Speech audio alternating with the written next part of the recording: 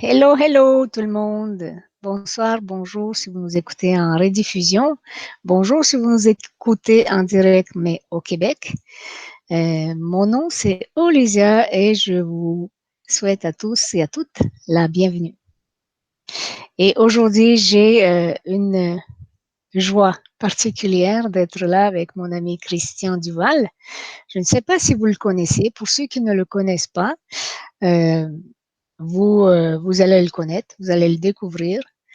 Et c'est quelqu'un qui fait de l'astrologie, mais quand même assez connecté, quoi. Hein? Bonsoir, Christian. Bonsoir Olésia, puis bonsoir à tous ceux et celles que je ne vois pas mais qui sont là. Alors, juste pour un petit retour, là, pour nous dire si tout va bien, que vous nous entendez bien, que vous nous voyez bien. Bonsoir, Véronique, qui nous dit de tout cœur avec vous, toutes et tous, en direct et en replay. Gros bisous, Olivia, et une super conférence avec Christian Duval de tout cœur avec vous deux. Véronique nous dit que tout est OK.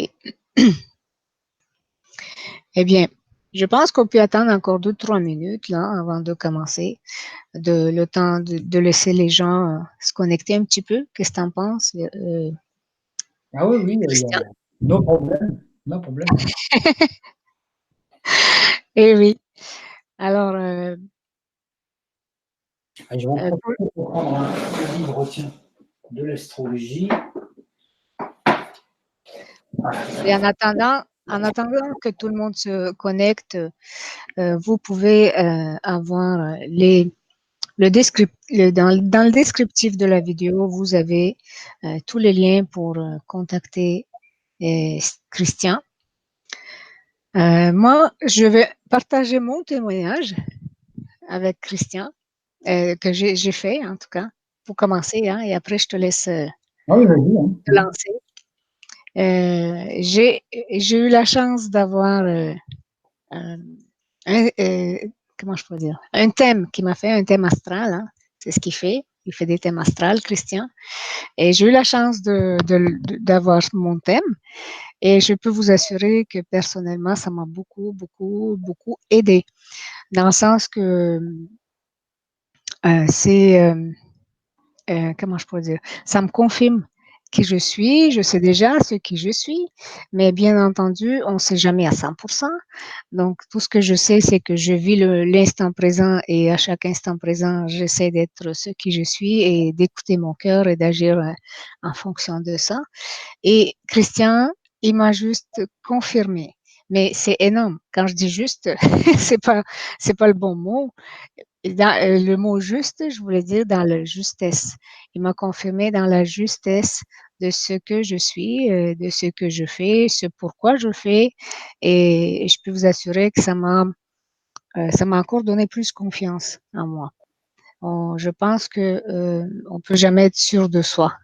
Et en tout cas, ça m'a beaucoup aidé, ce que tu m'as fait comme thème. Merci beaucoup, Christian. Et voilà, maintenant, je te laisse raconter ce que tu nous as à raconter parce qu'aujourd'hui, le thème de la conférence, hein, c'est l'alchimie et rayonnance. Donc, c'est une conférence interactive avec vous et nous, moi et Christian. Et vous avez donc, vous pouvez donc poser des questions, toutes les questions qui vous viennent, vous pouvez les poser, hein, Christian? Et, et on prendra le temps de répondre à vos questions, bien sûr. Et je pense que comme c'est une conférence interactive, on va les prendre au fur et à mesure. Alors, bonsoir Chris Truss et Jean-Luc et Uri Bird. Donc voilà, maintenant je vous laisse avec Christian et je suis là, bien sûr, Christian. Salut. Alors c'est marrant parce que quand tu m'as parlé de confirmation, dans le temps, je me disais les confirmations, c'est les évêques qui donnaient les confirmations, tu sais. Donc voilà, je me sens bien avec mon mitre. Voilà. Aujourd'hui, il y a beaucoup de mots religieux comme ça qui me sont venus. Il y avait Bon, la confession, là tu me parles de la confirmation, là tu me parles de l'évêque. Ok, c'est ça. Je ne sais pas ce qui se passe aujourd'hui, mais il y a beaucoup de mots religieux comme ça qui viennent. Voilà. Donc raconte-nous un petit peu comment ça t'est arrivé, peut-être. oui, alors voilà. Donc, rebonjour à vous tous et à vous toutes. Alors voilà, ce que je voudrais vous parler ce soir, ce serait donc de ce que je travaille le plus, hein, c'est-à-dire l'astrologie vibratoire liée à l'ascension. Donc c'est une astrologie qui est basée sur une étude que j'ai faite dans l'alchimie. Donc c'est un condensé d'alchimie, de tarot, d'astrologie, numérologie, de cabale. Et le plus dur pour moi, ça a été de tout simplifier et de tout mettre aussi dans un livre que je vais vous présenter là, parce que je vais vous en parler ce soir. Hein, voilà. Hein. Bon, ça, les coordonnées, on les trouvera après. Bon, elles sont indiquées. Voilà. Le but, c'est d'expliquer aussi pourquoi j'ai fait ce livre et qu'est-ce qu'on peut y trouver dedans et qu'est-ce que ça nous apporte. Parce que c'est pas le tout de faire un livre, le tout, c'est de faire un ouvrage ou un livre qui sert à quelque chose. Donc voilà, c'est pas uniquement, même si c'est à la fois un livre de chevet, c'est aussi un livre d'études. Au début, c'est un livre qui faisait plus de 800 pages en format A4, donc vous voyez, c'est la grosse Bible, et j'ai été obligé de tout réécrire parce que c'était, pour moi, ça paraissait simple, mais bon, voilà. Alors, ce qu'il y a, c'est que moi, au début, comme tout individu, à un moment, je me suis trouvé dans ma vie à un carrefour de ma vie où je ne savais plus trop quoi faire. Je voulais plus faire le métier que je faisais avant, parce qu'avant, j'ai été employé de banque. Puis à ce coup, je ne savais plus. Donc, j'allais voir des astrologues, j'allais voir des voyants pour leur demander qui j'étais. Et puis, j'avais toujours des. Ce qu'ils me disaient, c'était pas très intéressant dans le sens où c'était pas assez profond pour moi. Parce qu'ils me disaient des choses que je savais déjà par rapport à des trucs du quotidien. Moi, ce qui m'intéressait, c'est de savoir d'où je venais de tout ça. Et un jour, j'ai eu la chance de tomber sur un livre de Dorothée Coquelin-Bismont, qui est une femme qui travaillait avec Edgar Cayce à un moment, et qui avait fait, donc, a écrit un des premiers ouvrages de livres sur l'astrologie karmique et les vies antérieures et tout ça. Et c'était ça qui m'intéressait surtout. Donc, j'ai commencé à étudier ce livre. Après, j'ai étudié d'autres formes d'astrologie. Voilà. Et pour découvrir, et c'est là que je me suis aperçu, en fait, que j'avais des capacités dans ce domaine, parce que j'ai appris comme relativement vite, comme si c'était un truc que j'avais déjà fait. Et c'est vrai que dans mon thème, ça m'indique que c'est un boulot que j'ai déjà fait dans une vie passée. Donc, je suis revenu continuer le travail, comme la plupart des gens qui viennent actuellement, qui ont déjà un potentiel et qui vient d'autres incarnations. Et après, je me suis dit, bon, l'astrologie, c'est bien, mais il manque quelque chose. Donc, pour ça que je me suis plongé dans les arcanes de l'alchimie, essayer de comprendre. Donc, l'alchimie, c'est quelque chose d'assez hermétique. Hein. Donc, au début, j'ai étudié des cosmogonies, des trucs assez complexes, et fait des tableaux. On peut dire que j'ai gratté pas mal de papier, et j'en avais des piles et des piles et des piles. Et le but, c'était pour moi d'arriver à quelque chose de simple. Donc, j'ai réussi à faire une corrélation entre les signes astrologiques, les 22 arcanes de tarot, plus 6 arcanes supplémentaires qui correspondent aux 28 lettres de l'alphabet hébraïque et qui correspondent aux 28 lettres, aux 28 demeures de la Lune, puisque la Lune fait tous les jours dans le zodiaque un écart de 13 degrés, de 12 degrés 50, et en l'espace de 28 jours, la Lune a fait totalement le tour du zodiaque. Donc, je me suis intéressé par des choses, parce que, par exemple, il y a des gens, des fois, qui me disaient, ouais, mon ascendant, je ne connais pas mon ascendant, etc. et tout. Et moi, j'ai eu la chance, avec tous les éléments que j'avais, de chercher, bon, j'ai cherché beaucoup, j'ai réussi à refaire ce qu'on appelle mon thème de conception. C'est-à-dire, je sais exactement à quel jour, à quelle heure mes parents m'ont fait, et ça, c'est un truc, hein. Un vendredi 13, remarquez, c'est pas rien, hein. Hein, donc voilà. Et donc, en étudiant mon thème là, j'ai redécouvert des choses sur moi-même.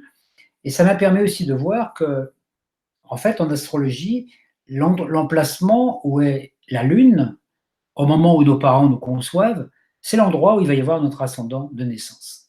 Tout est vraiment bien prévu. Et sachez que si vous naissez à 8 mois, à 7 mois, à 6 mois ou autre, peu importe, vous naissez toujours au moment où votre âme est en accord avec le plan, avec, on peut dire, que la roue des étoiles et puis des planètes, à ce moment-là. Donc des fois, comme on ne peut pas toujours naître au bon moment pour avoir je dirais, tous les paramètres qu'on a besoin pour l'incarnation, ben, on va naître un petit peu avant ou un petit peu après. Il va y avoir toujours un truc. Mais sachez que, contrairement à ce que disent certaines personnes, on est toujours au moment où on doit naître. L'âme maîtrise totalement son incarnation. Heureusement, parce qu'autrement, ce serait un gros chaos. Si notre vie était dépendante des docteurs qui veulent partir en week-end et tout, on n'en sortirait plus. Donc déjà, voilà, ça c'est un point que je voulais signaler. Et donc après, j'ai découvert en alchimie justement que la Lune est un agent alchimique par excellence, puisqu'elle fait le tour du zodiaque en 28 jours, et tous les mois, elle fait un transit sur nos planètes de naissance. Donc il faut savoir que le thème de naissance représente un potentiel de cette vie et des informations sur nos dernières incarnations importantes, c'est-à-dire ce qu'on a ramené comme bagage dans cette vie à régler, comme potentiel aussi bien positif, hein, des talents, des dons, mais aussi tout le talent, tous les potentiels, ce qu'on appelle les karmas. Hein. Le karma n'étant pas ni une punition, ni un poids à traîner, comme pensent certains. Oh là là, c'est mon karma. Voilà, c'est. Hein. Non, le karma, c'est simplement un programme d'information qu'on a ramené dans nos valises, avec des choses qu'on a vécues dans d'autres vies, des mémoires qu'on a cristallisées, par exemple des émotions qu'on n'a pas réussi à exprimer. Et dans cette vie présente, on dit, ben, on tu es revenu avec ça et tu te débrouilles avec. Parce que le corps physique qu'on a dans cette incarnation est régi par la Lune, notamment par l'intermédiaire de la matrice féminine, et est régi, donc contient les mémoires de nos vécus antérieurs. Donc quand on regarde son corps dans la glace et qu'on dit, ce corps, j'en ai pas voulu, il y a une autre petite voix derrière qui dit, eh si, mon pote, c'est toi qui l'as créé.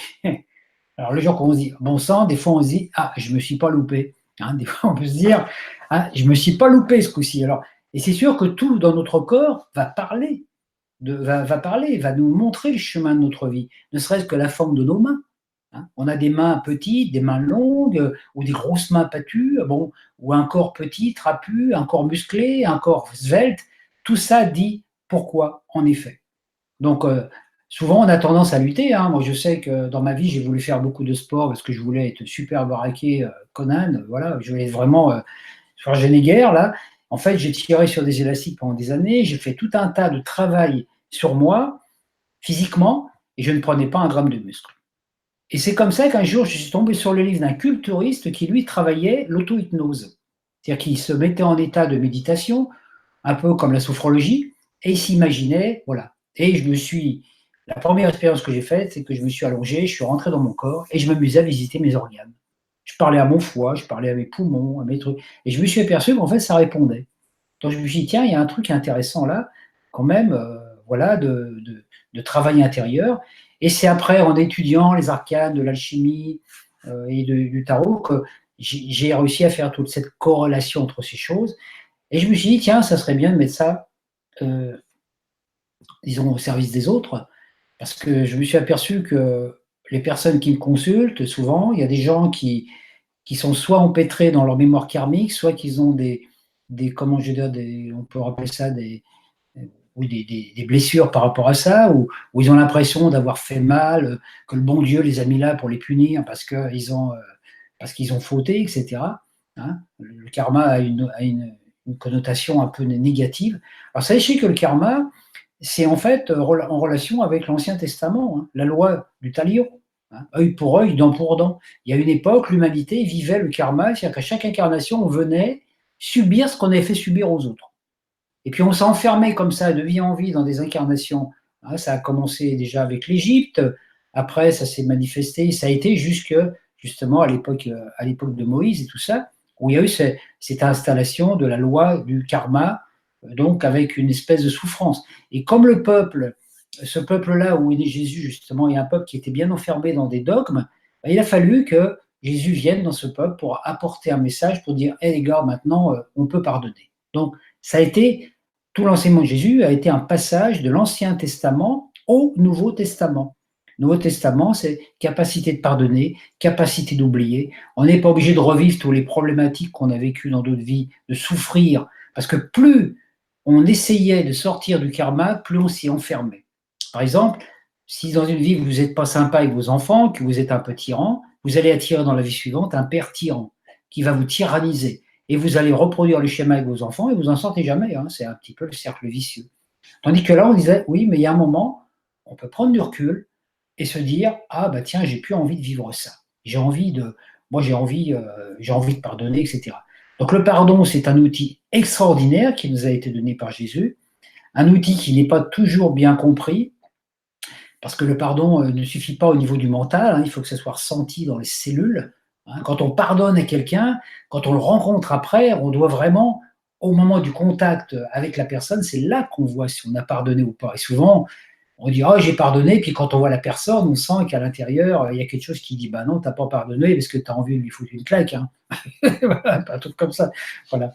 Et en fait, toutes les blessures, toutes les cicatrices émotionnelles qu'on a vécues dans d'autres vies par rapport à des schémas, bah, dans cette vie présente, vont être réactivées. Ça fait partie de notre inconscient, et notre inconscient va réactiver. Donc la Lune, par son transit, va provoquer des événements dans notre vie pour nous permettre de rencontrer des situations, des gens qui vont nous montrer, qui vont nous mettre face à face avec nos propres problématiques. Alors là, c'est intéressant parce que vous voyez, par exemple, si vous avez en vous une blessure émotionnelle par rapport à cette vie ou une vie passée qui est liée à quelque chose, vous allez rencontrer quelqu'un qui, sans le faire exprès, hein, sans mauvaise intention, va vous dire quelque chose qui va réveiller la blessure émotionnelle. Sur coup, vous allez se dire, ah, cette personne vous a dit ça. Par exemple, je vais citer un exemple, une personne, une fois qui avait vécu comment je veux dire, on peut dire une inhibition avec son père, elle avait un père très tyrannique, qui la bloquait, qui l'empêchait de sortir, enfin un père très, très contraignant, très dur. Donc, quelque part, elle avait une difficulté à s'exprimer vis-à-vis des hommes.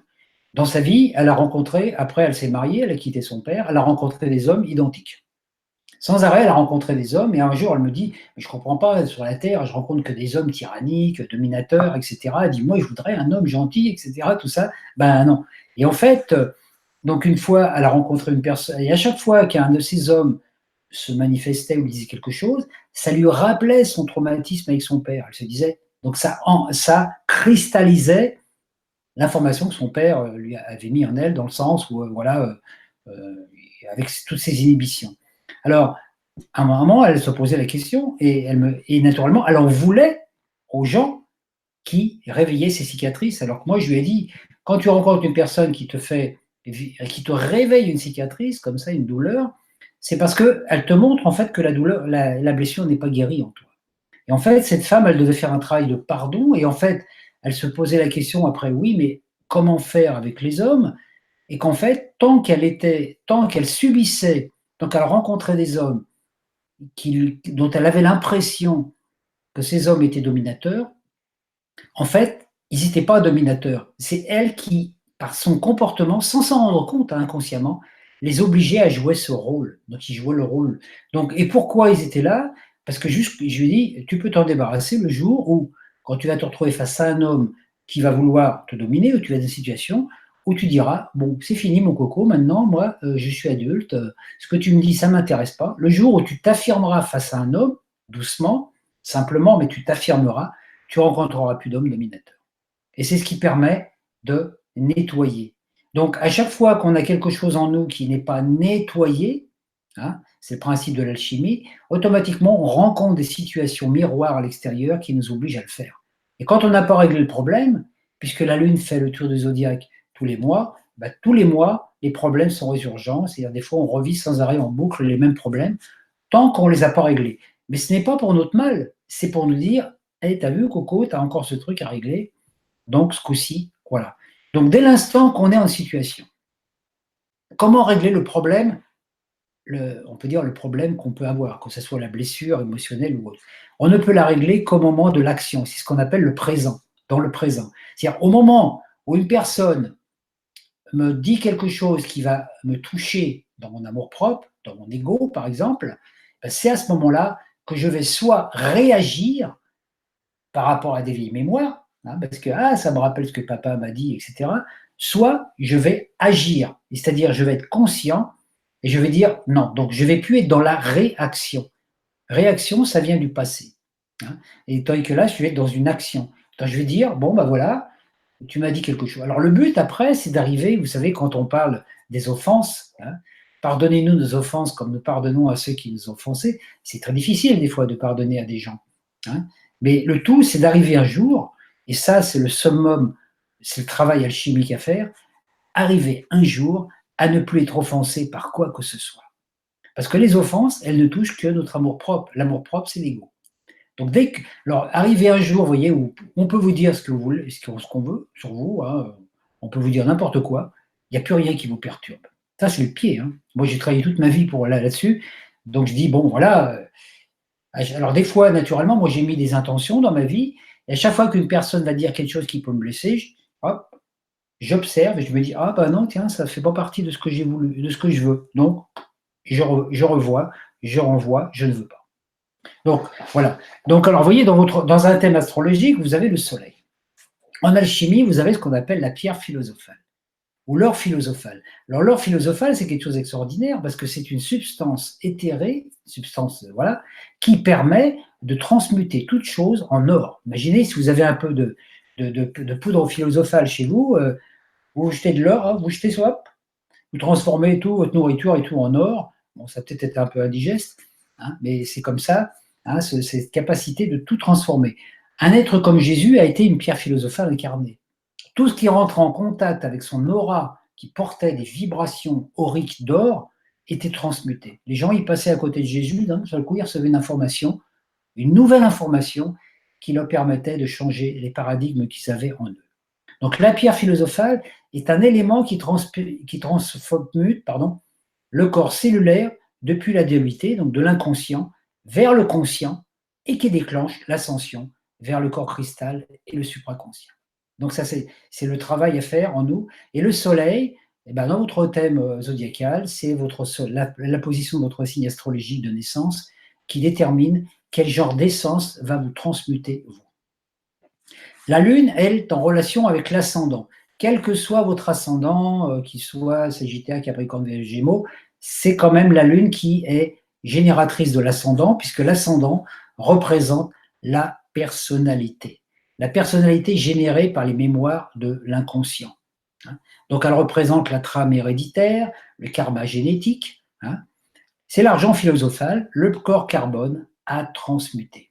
Vous savez que le corps, quand il se crée, au niveau astrologique, vous avez la Lune qui déverse les fluides à l'intérieur du placenta de votre mère, hein, et selon vos vibrations astrologiques, Saturne, la planète Saturne, va ralentir les fluides lunaires et conceptualiser le corps et donner la forme aux os, à la peau, enfin disons à la forme physique du corps, qui fait que vous allez avoir un corps petit, grand, bronzé, frisé ou pas. Hein. Donc c'est vraiment un travail alchimique qui se passe pendant 9, normalement c'était pas 9 mois à l'origine, c'était 9 fois 28 jours, parce que dans la tradition ancienne, les mois étaient de 28 jours. 9 fois 28 jours, ça suffit pour une grossesse, parce que le nombre 9 est le nombre de l'accomplissement. On vit actuellement une période qu'on entre, on dit, dans l'ère du Verseau. Alors il faut savoir que les fluides célestiels qui proviennent du grand chaudron zodiacal, c'est les zodiaques, les constellations qui sont au sein des étoiles, régies par Isis, qui est la mère des mondes, et 12 Elohim. Donc ces énergies-là descendent pour la transmutation ascensionnelle. Alors imaginez une mère divine qui est placée là dans la Voie lactée et qui nous déverse de l'eau. Mais de l'eau, de l'information, de l'eau célestielle qui contient toutes les informations pour nous permettre de nous libérer, de nous purifier. Donc chacun les reçoit au niveau de la couronne, on reçoit ça ici par la couronne, et ça pénètre ici par le point dit la fontanelle. Ce point fontanelle est un point qui est lié au thymus et qui apporte une rayonnance. Le thymus est un centre de rayonnance de notre corps christique. Donc vous voyez, vous recevez l'énergie là, puis vous avez votre corps qui se met à... voilà, votre aura qui se dynamise. C'est en relation avec notre 9e corps. Ce centre, le thymus, est lié au subconscient.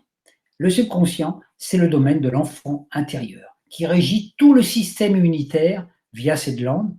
Lorsque l'enfant intérieur est libéré de l'empreinte du passé, donc de l'inconscient, il va se reconnecter au conscient qui est lui-même connecté au supraconscient, et ça va déclencher un processus de transformation. Dès qu'on manifeste de la joie, la réjouissance, le système immunitaire s'active à nouveau. Donc déjà, si vous avez un système immunitaire déficient, sachez que c'est lié à un manque de joie parce que votre enfant intérieur n'est pas libéré. Plus vous libérez votre enfant intérieur, plus il y a la joie qui se manifeste, plus votre corps éthérique va se dynamiser et va, comment je veux dire, développer le système immunitaire. Donc c'est quand même un truc intéressant parce que le thymus est une glande qui fonctionne à plein régime jusqu'à l'âge de 7 ans. Et à l'âge de 7 ans, cette glande, elle commence à s'atrophier. Jusqu'à 7 ans, on est en connexion directe avec notre mère au niveau télépathique. Et à partir de 7 ans, la glande, elle s'atrophie. Et c'est dommage parce qu'elle devrait fonctionner à fond toute la vie. Et si elle fonctionne à fond toute la vie, nous pourrions vivre dans des corps qui ne vieillissent pas. Vous pouvez avoir 70 ans, 80 ans, 100 ans, 200 ans, toujours un corps jeune. Hein. Pas besoin de se balader avec des cannes, des machins, des déambulateurs et tout ça, les dents qui tombent, enfin, vous voyez tout le truc, quoi. Hein, c'est le principe même de l'alchimie. Là, c'est même pas la vie immortelle qui nous intéresse, c'est la jeunesse éternelle. Parce qu'imaginez si on était immortel, mais qu'on vieillisse, au bout d'un moment, ça serait sur la Terre, il n'y aurait plus que des vieux ratatinés. Hein. Voilà, voilà. Donc l'énergie qu'on reçoit d'en haut, c'est capté par l'hémisphère droit. L'hémisphère droit, qui est l'hémisphère féminin, qui est lié à la planète Uranus, et justement la planète du Verseau, qui représente le Christ cosmique. Hein. C'est une grande gamelle d'eau pure qui nous déverse, voilà, qu'on nous déverse. Hein, voilà. Hein, c'est pour ça qu'on appelle le verseur d'eau, qui révèle l'élixir de la vie éternelle et de jeunesse. Et une fois qu'on a reçu par le cerveau droit, c'est transféré au cerveau gauche, le cerveau rationnel, qui lui va envoyer des informations aux muscles, au cœur, pour déclencher les actions. Seulement, entre le droit et le gauche, on a ici le corps calleux, le corps intellect. Et le corps intellect, à un moment, il fonctionnait avec le troisième œil. On avait cette vision. À l'époque où on fonctionnait avec le troisième œil, le troisième œil, c'est une vision, c'est un centre de création. Hein. Tout ce qu'on voit par le troisième œil devient notre réalité, mais il a été inversé par des processus. Si bien que nous, on a l'impression que dans notre vie, on doit se conforter au monde extérieur. On dit le monde extérieur, il est comme ça, avec ses lois, avec ses règles. Ce que tu vois, c'est la réalité. Et toi, tu dois te conformer à ces règles. Alors qu'en fait, c'est le contraire. Le monde extérieur est le reflet de ce qu'on pense qu'il est. Donc, tant que l'intellect reste sous influence de notre ego et de notre personnalité, qui est le tyran en nous, c'est l'œil du Seigneur des Anneaux. Hein. Si vous connaissez le film Le Seigneur des Anneaux, c'est fabuleux. Vous voyez, Sauron, c'est Saturne qui nous enferme. Saturne, c'est une planète qui nous a enfermés dans la densité. Hein. Alors après, qu'est-ce qu'on fait? On pense qu'il faut ajuster nos idées, nos actions, nos croyances au monde extérieur. Hein. On se sent alors limité, on se sent prisonnier d'un monde limité, et naturellement, il faut se conformer à tout. Alors que quand on prend conscience que le monde extérieur est le reflet de notre intériorité, tout change, parce qu'on se dit, mais alors, si je change ma pensée, si je change ma vision, ma vie va changer, le monde va changer. Et il faut savoir une chose, c'est que au niveau quantique, on pense, par exemple, on a pensé pendant longtemps qu'est-ce que j'allais dire là? Tiens, ça y est, pour finir un truc. Oui, qu'il y avait un seul monde, qu'il y avait un seul monde figé, par exemple, un univers, un système solaire ou un univers unique avec plein d'êtres dedans, et qu'en fait, c'est complètement faux. Parce qu'il y a autant de systèmes, il y a autant d'univers que d'êtres humains qui vont y penser. C'est-à-dire, moi, j'ai ma vision de l'univers, avec les planètes, les étoiles, les galaxies, ma vision à moi. Et c'est mon univers. Et dans mon univers, je fais rentrer des gens.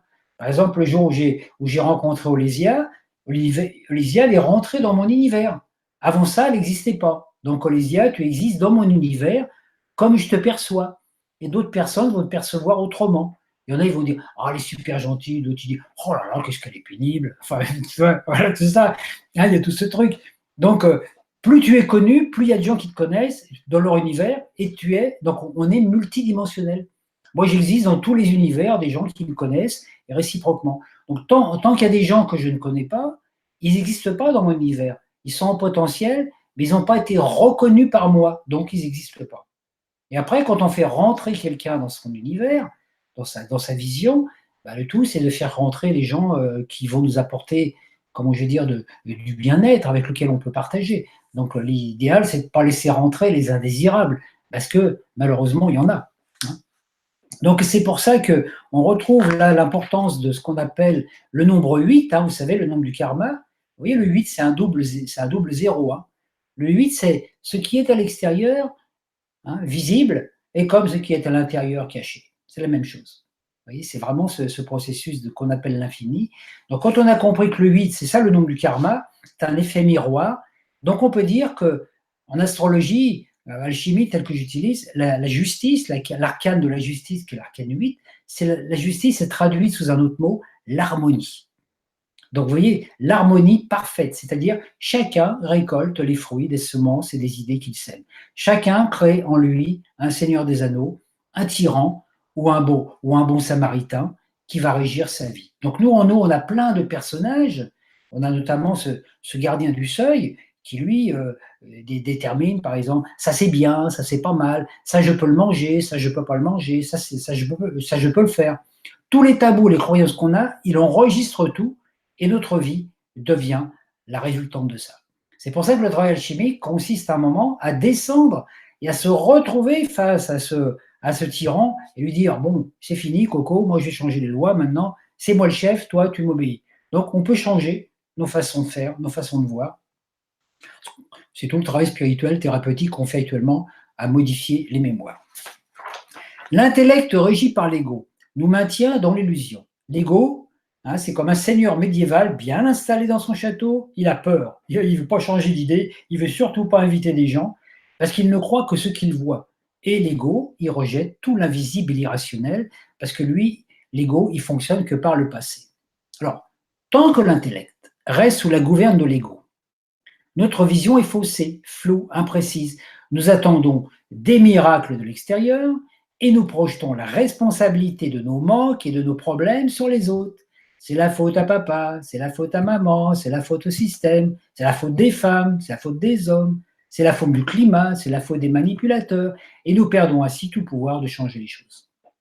Nous entrons dans un processus inconscient de victimisation. C'est toujours l'autre le méchant. Celui qui vous dit une parole qui réveille en vous une blessure ancienne non cicatrisée vous apparaît comme le méchant loup, celui qui vous veut du mal, alors qu'en fait, il n'avait aucune mauvaise intention. Hein, ça vous arrive des fois dans les relations. Vous dites quelque chose à quelqu'un sans mauvaise intention, puis à ce coup, il prend mal. Mais non, non, c'est pas ce que je voulais dire, tu m'as mal compris. Mais ça a réveillé une blessure, et alors à partir de là, bah, ça y est, c'est voilà. Tant qu'on fonctionne ainsi, rien ne s'améliore. Les eaux nouvelles porteuses d'informations célestielles qu'on reçoit, les énergies christiques, sont rejetées par le mental et stockées dans les oubliettes de la forteresse de l'ego. Vous voyez ? Je reçois une nouvelle information pour donner quelque chose de bien, et puis on ne l'utilise pas. Quand on se trouve confronté à une problématique, on cherche la réponse dans la mémoire du cerveau gauche. On dit je réfléchis. Hein, la matière grise, c'est notre Gollum à nous, c'est notre petit gris intérieur qui nous donne toujours des réponses préprogrammées provenant du passé, d'un vécu antérieur, de ce qu'on a appris à l'école, des croyances religieuses, des croyances sociales, de l'identification à nos statuts humains actuels. Par exemple, je suis émigré, je suis pauvre, je suis noir, je suis juif, je suis ceci, je suis cela, je suis petit, hein, je suis une pauvre petite âme qui est en recherche de Dieu, voilà, tout ça. C'est l'identification, tout ça. Et ces réponses ne nous apportent jamais la solution. Tout ce qui vient du cerveau gauche, c'est du mensonge. Pourquoi ? Parce qu'elles ne sont plus adaptées. C'est comme dans un ordinateur. Si le logiciel n'est pas mis à jour, rien ne fonctionne. Vous voyez, on vit des problématiques dans cette vie-là, actuelle, dans cette vie présente. On va chercher la réponse dans le passé. Et ça ne peut pas fonctionner parce que c'était valable dans le passé. Par exemple, une réponse qui était valable quand on avait 6 ans n'est plus valable aujourd'hui. Quand j'avais 6 ans, si j'avais un père tyrannique, que je dise « Oui, papa, je t'écoute », maintenant que j'ai plus de 6 ans maintenant, moi quand même, hein, maintenant que j'ai plus de 60 ans, eh ben, si je me retrouve face à un personnage qui me rappelle mon père qui me dit la même chose, j'ai dit « Oh là là, attends, c'est fini le petit bébé, voilà, je ne réagis plus comme ça ». Autrement, on reste dans le passé. On vit alors une nouvelle vie, c'est-à-dire la vie présente, avec des programmes et des réponses qui proviennent d'une autre strate d'espace-temps. Vous savez qu'on peut réagir dans cette vie présente comme on réagissait dans une autre incarnation, dans une autre strate de temps. Complètement différent. Donc si on était religieuse dans une autre vie, puis que toute la journée, il fallait dire béni oui, oui, amen, ben dans cette vie présente, On va être peut-être un homme qui travaille dans l'entreprise, on va être toujours oui, oui, béni, oui, oui, amen, toujours. Parce qu'on va être dans le même fonctionnement. Et à un moment, il faut dire ça. Voilà. Par exemple, si dans une vie antérieure, on a prêté serment de chasteté et de pauvreté. Moi, je sais que c'est un truc que j'ai fait, ça. Ben, dans cette vie présente, ben, à chaque coup que je voulais la richesse, ça venait pas. Et à chaque fois que j'avais des relations physiques, que je me culpabilisais, ah, c'est pas bien, etc. et tout ça. Mais le truc, hein, et ça, c'est des mémoires. Alors un jour, moi, j'ai été, voilà, j'étais à visiter un mémoire, puis j'ai dit, bon, le serment de chasteté et de pauvreté, c'est fini, hein, il n'est plus valable. Je dis, je suis à le contrat. Hein. Alors que quand on se pose une question, l'univers nous envoie une réponse immédiate par l'intuition, mais elle est occultée par le mental. Tant qu'on fonctionne avec le passé, nous vivons décalés dans le temps, on est enfermé dans des boucles temporelles répétitives. Et c'est ce qui peut nous arriver, par exemple, dans des traditions. Vous voyez, par exemple, on peut avoir été druide ou sorcière dans une vie antérieure, par exemple, puis dans cette vie présente, on va reconnecter cette mémoire, on va aller vivre dans la forêt de Brocéliande, on va s'habiller comme au Moyen-Âge, et puis on va faire des trucs, des sabbats, des trucs, et on va croire qu'on vit notre trip, et en fait, on est enfermé dans une boucle du temps. Et ça, moi, j'en ai rencontré des gens comme ça qui s'enfermaient. Alors, naturellement, les gens, alors, ça n'empêche pas que la personne peut avoir des talents de guérisseuse, mais les gens du XXe siècle, quand ils vont voir une personne guérisseuse comme ça, qui avec son balai et puis ses machins, ils se barrent en courant parce que ça leur fait peur. Moi, je sais que j'étais comme ça à un moment où j'avais un endroit où je recevais les gens, j'avais plein de photos, un peu machin, j'avais des crânes de cristal, des machins un peu magiciens. Les gens, ils rentraient là, ils avaient l'impression de rentrer dans un athanor de sorciers, donc ils se barraient. Hein. Si je veux des clients, il faut que j'enlève tout ça. Quoi. Voilà. Voilà. Dès qu'on se pose une question et qu'on réfléchit, on entre dans le processus de l'effet miroir. La réflexion du miroir. Hein, donc voilà, c'est ce que je disais par rapport à la truc physique tout à l'heure. Seul un travail sur soi peut régler le problème. Oser se voir en face. Or, le thème astrologique, hein, tel que je le fais moi aussi, puis tel que moi j'ai déjà fait pour moi la première fois, c'est révélateur de nos vertus. Ah, j'ai des qualités, nanani, mais j'ai aussi des défauts. Voilà. Hein. Alors après, il faut voir que même les chemins de vie, vous voyez en numérologie, par exemple, on dit ah, vous avez un chemin de vie 7 ou un chemin de vie 6. Il y en a qui disent ah, j'ai tel chemin de vie. Oui, mais le chemin de vie, c'est un potentiel à vivre. Les qualités qui sont inscrites dans notre thème astrologique sont des potentiels à vivre. Ce n'est pas nécessairement des choses acquises encore. Rien n'est acquis que par l'expérience. Voilà. Donc, il faut être humble hein, quand on regarde son thème, accepter de s'être trompé, même d'avoir été manipulé, parce que savoir qu'il y a une partie de nous qui a dit oui à un moment pour être manipulé. Le rôle de l'intellect est de servir d'interface à l'esprit, au soi. Donc le soi envoie des informations vibrales, hein, c'est des vibrations, par les ondes lumineuses, des ultrasons. Le cerveau droit les reçoit, les transmet au cerveau gauche, qui va les transformer en images, et il envoie une impulsion aux muscles du cœur et aux muscles et au cœur. Et il envoie aussi une image qui va susciter une émotion. Quand l'intellect est voilé par les vieilles mémoires de l'ego, on ne voit pas clair. Ben, quand on est voilé, on ne voit pas clair. Hein, voilà. On réagit plus qu'on agit, on réagit comme avant à partir de nos vieux schémas. L'intellect régit le corps mental, qui est l'aspect père céleste de notre conscience, et celui-ci impulse le corps astral, émotionnel, qui est l'aspect mère réceptif animal. Ainsi, chaque pensée génère une image qui déclenche une réaction émotionnelle, qui active un processus hormonal, qui va créer la joie, la tristesse, la douleur, la souffrance, etc., et qui modifie notre encodage ADN jusqu'au cœur même de la cellule. Cette modification se transmet au corps éthérique, qui est le corps de notre enfant intérieur. Le corps éthérique, vous savez, c'est le placenta de notre renaissance. Et le corps physique se modèle selon ses impressions. Donc dès qu'on reçoit une information pas agréable, par exemple, la maladie, on va parler de la grippe, par exemple. Voilà. Je pense à la grippe. J'ai une image de la grippe, je vais commencer, par exemple, à me sentir un petit peu fiévreux.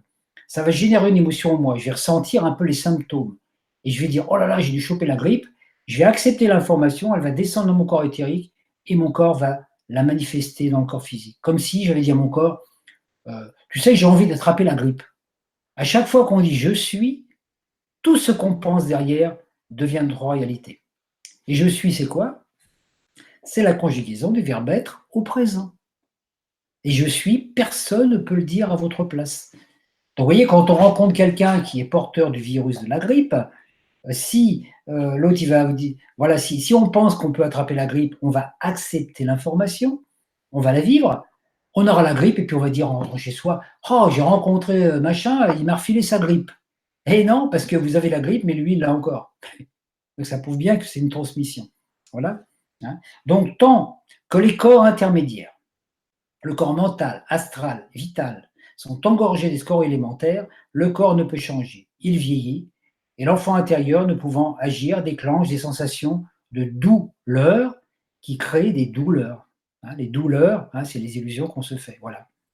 Tant que l'eau pure, immaculée, provenant de la source, ne peut pas circuler librement dans tous les corps, la pestilence s'installe, les problèmes de santé, les cancers ou les maladies moins graves, mais aussi les cancers, les sida, toutes ces maladies-là, cela commence toujours par des petits problèmes qui, si on y prend garde, vont s'amplifier.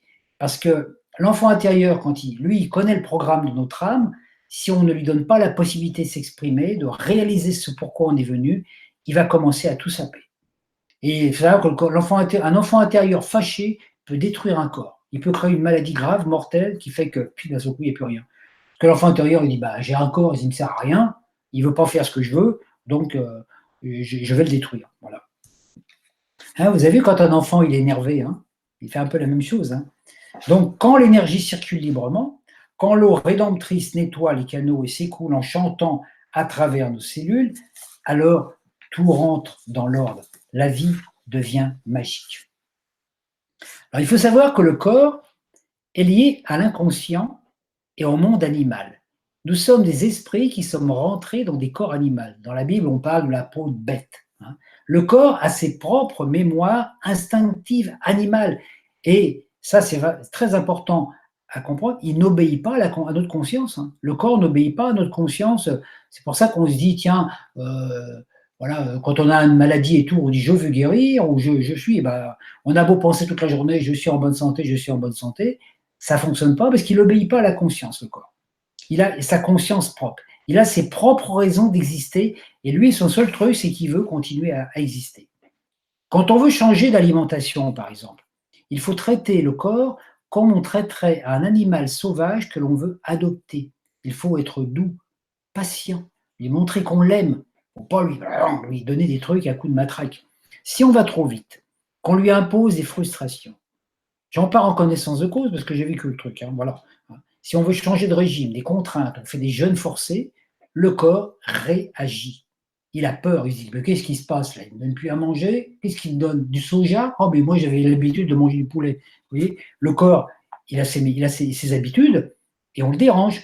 Si on le prive de nourriture pendant un temps, il enregistre l'information et dès qu'on mange à nouveau, il stocke la nourriture sous forme de réserve graisseuse car il a peur de manquer. Il fait des réserves comme nous quand on va au supermarché. Hein. Donc, vous voyez, par exemple, plus on fait de régime, ça c'est valable surtout pour les femmes, mais les hommes aussi, plus on fait de régime, plus notre corps s'habitue à se nourrir de peu de choses, et dès qu'on remange, il stocke tout parce qu'il se dit, ah ben la dernière fois, je suis resté 3 semaines sans manger, je vais stocker un peu la nourriture, comme ça, j'en manquerai pas. Et c'est comme ça pour ça que tous les régimes, la plupart du temps, ça nous déséquilibre. Tant que notre conscience reste sous influence de l'inconscient, donc le moi-je lunaire, on ne peut rien changer. Plus on fait de régime, plus on prend de poids. Plus on oblige le corps, plus il rechigne. On a beau manger bio et sain, ça ne suffit pas. Tous les corps subtils sont en osmose vibratoire avec le corps physique. Si le corps physique se nourrit d'aliments solides ou liquides, le corps vital a besoin de sensations. Donc la nourriture, par exemple, doit être bonne, hein, les goûts, hein, toucher, odorat, goût, la vision aussi, hein, voilà. Le corps astral se nourrit de belles émotions, donc un cadre agréable, une agréable compagnie. Le corps mental de belles idées, partage de connaissances. Seul cela permet la transmutation. Donc quand vous prenez un bon repas, qui est très bien préparé, qui est beau, qui sent bon, qui est bon à manger, avec des gens sympathiques et vous exprimez des belles émotions, vous êtes en époque de transmutation alchimique. Ça vaut le coup, hein? Voilà, c'est de joie de vivre, de partager, c'est le meilleur moyen. Alors que si vous êtes là devant un bol de céréales, voilà, sans pouvoir parler avec des gens un peu comme dans le temps dans les monastères, c'est sûr que vous ne pouvez pas vous transmuter parce que votre corps, il dit, oh, non, la vie, c'est triste. Hein. Voilà. Hein. Celui qui jeûne en souffrant, en nourrissant des états psychiques de manque, hein, il se prive, il a envie de manger, mais il dit non, il ne faut pas que je mange parce qu'il faut que je fasse le régime, ben, ça fait de la dépression, il fait du mal à tous ses corps. Il ferait mieux de manger et de se réjouir. L'enfant intérieur donc, est la partie de nous qui connaît les plans et les rêves de notre âme. Il en est le garant, celui qui peut les réaliser, celui qui peut, à partir du corps vital, reconstruire notre corps avec les eaux venant d'en haut. Notre corps éthérique, il est construit avec les eaux de la matrice. Dès qu'on est en contact avec l'énergie de la source, on est en contact avec des eaux vitales, c'est-à-dire des eaux qui sont adombrées par l'énergie Christ. Et notre corps peut se reconstruire autrement. Donc on peut dire que, et c'est ça le principe de l'alchimie, à n'importe quel âge, on peut rajeunir et regarder la plupart du temps, quand on a de la joie de vivre, quand on fait ce qu'on aime, et ça, bah même si notre corps physique extérieurement vieillit, parce qu'on est encore dans un processus en ce moment de passage, ben, on se rend compte qu'il y a des gens à 80 ans, 90 ans qui sont encore jeunes. C'est ce qu'on voit avec certains acteurs, hein, certains chanteurs. Il y a des gens, ils sont jusqu'à 95 ans, et puis ils sont pleins d'énergie, pleins de dynamisme. Déjà, c'est déjà un début de transmutation. Tant qu'il y a des stress, des peurs, des contraintes, des rejets, on pollue le corps. On peut répéter toute la journée des affirmations. Je suis beau, je suis sain, je suis en bonne santé. Rien n'y fait. Cela nous maintient en état hypnotique qui ne change rien. Le corps obéit toujours aux mémoires cellulaires cristallisées par les idées, les émotions, les sensations. Alors, seule une nouvelle empreinte émotionnelle peut changer le processus. Il faut que l'idée ou l'intention soit nourrie par l'attention jusqu'à déclencher une imagerie interne aussi forte qu'une réalité qui va modifier le programme. C'est le point d'intention, il est là. Le point d'intention, il est là. Enfin, là, non, pardon, excusez-moi. Le point d'intention, il est là. Et là, vous avez l'attention. Ici, vous avez le feu. Là, vous avez la terre. Et ces deux points sont liés ici. Donc, dès qu'on a une intention et qu'on y porte de l'attention, ça crée la réalité. Pourquoi? Parce que l'attention, c'est une énergie d'amour. Quand on porte de l'attention sur quelque chose, c'est qu'on aime. Et on ne peut pas porter attention à quelque chose qu'on ne reconnaît pas ou qu'on n'aime pas. Donc, là, c'est très important de porter attention uniquement qu'aux pensées, qu'aux idées qu'on a envie de réaliser. Le cerveau est incapable de discerner entre la réalité et la fiction. Que vous viviez une scène de violence ou que vous la voyez dans un film, si vous avez une émotion, le processus est le même. Le cerveau enregistre l'émotion qui y est liée, comme si c'était vrai. Il est donc possible de modifier les images internes via la visualisation, hein, la sophrologie par exemple aussi, et ressentir de belles émotions. Cela participe à la guérison. Donc il suffit de mettre une belle musique, de visualiser de belles choses et tout ça, ça nous aide déjà à guérir parce que le corps, si on ressent des émotions, ça va s'imprimer dans nos mémoires cellulaires et ça va commencer un processus de transmutation. Pour cela, il faut apparemment que le corps mental soit débarrassé des pensées réfractaires et négatives. Sinon, on vit des périodes joyeuses et des retombées douloureuses. Par exemple, on fait une super méditation, on voit des anges, des trucs, là, et puis à ce coup, paf, on retourne dans le corps physique. Et puis là, on a des problèmes, ou des problèmes d'argent, ou des problèmes relationnels, puis à ce coup, donc là, on vit des périodes d'extase et des périodes de redescente. Et ça, c'est très fatigant. Le conscient, qui est lié au soleil du thème, doit être relié au supraconscient, le soi, celui qui est notre Père céleste, solaire, androgyne, hein, qui est le Christ solaire. La source envoie les infos par l'intermédiaire de la galaxie, donc pour nous la Voie lactée. Le cerveau les reçoit comme des ultrasons, énergie d'Uranus, qui les transfère à notre cerveau gauche, Saturne, qui les envoie au Soleil, notre cœur, qui les envoie à la Lune, notre Santrara, l'inconscient, qui conceptualise le corps et la vie quotidienne. Quand l'énergie passe directement sans être arrêtée, il n'y a plus de séparation entre supraconscient, conscient, subconscient, inconscient. Il n'y a plus qu'une présence, qu'on appelle la présence divine. Tout est unifié. À chaque fois qu'on a une pensée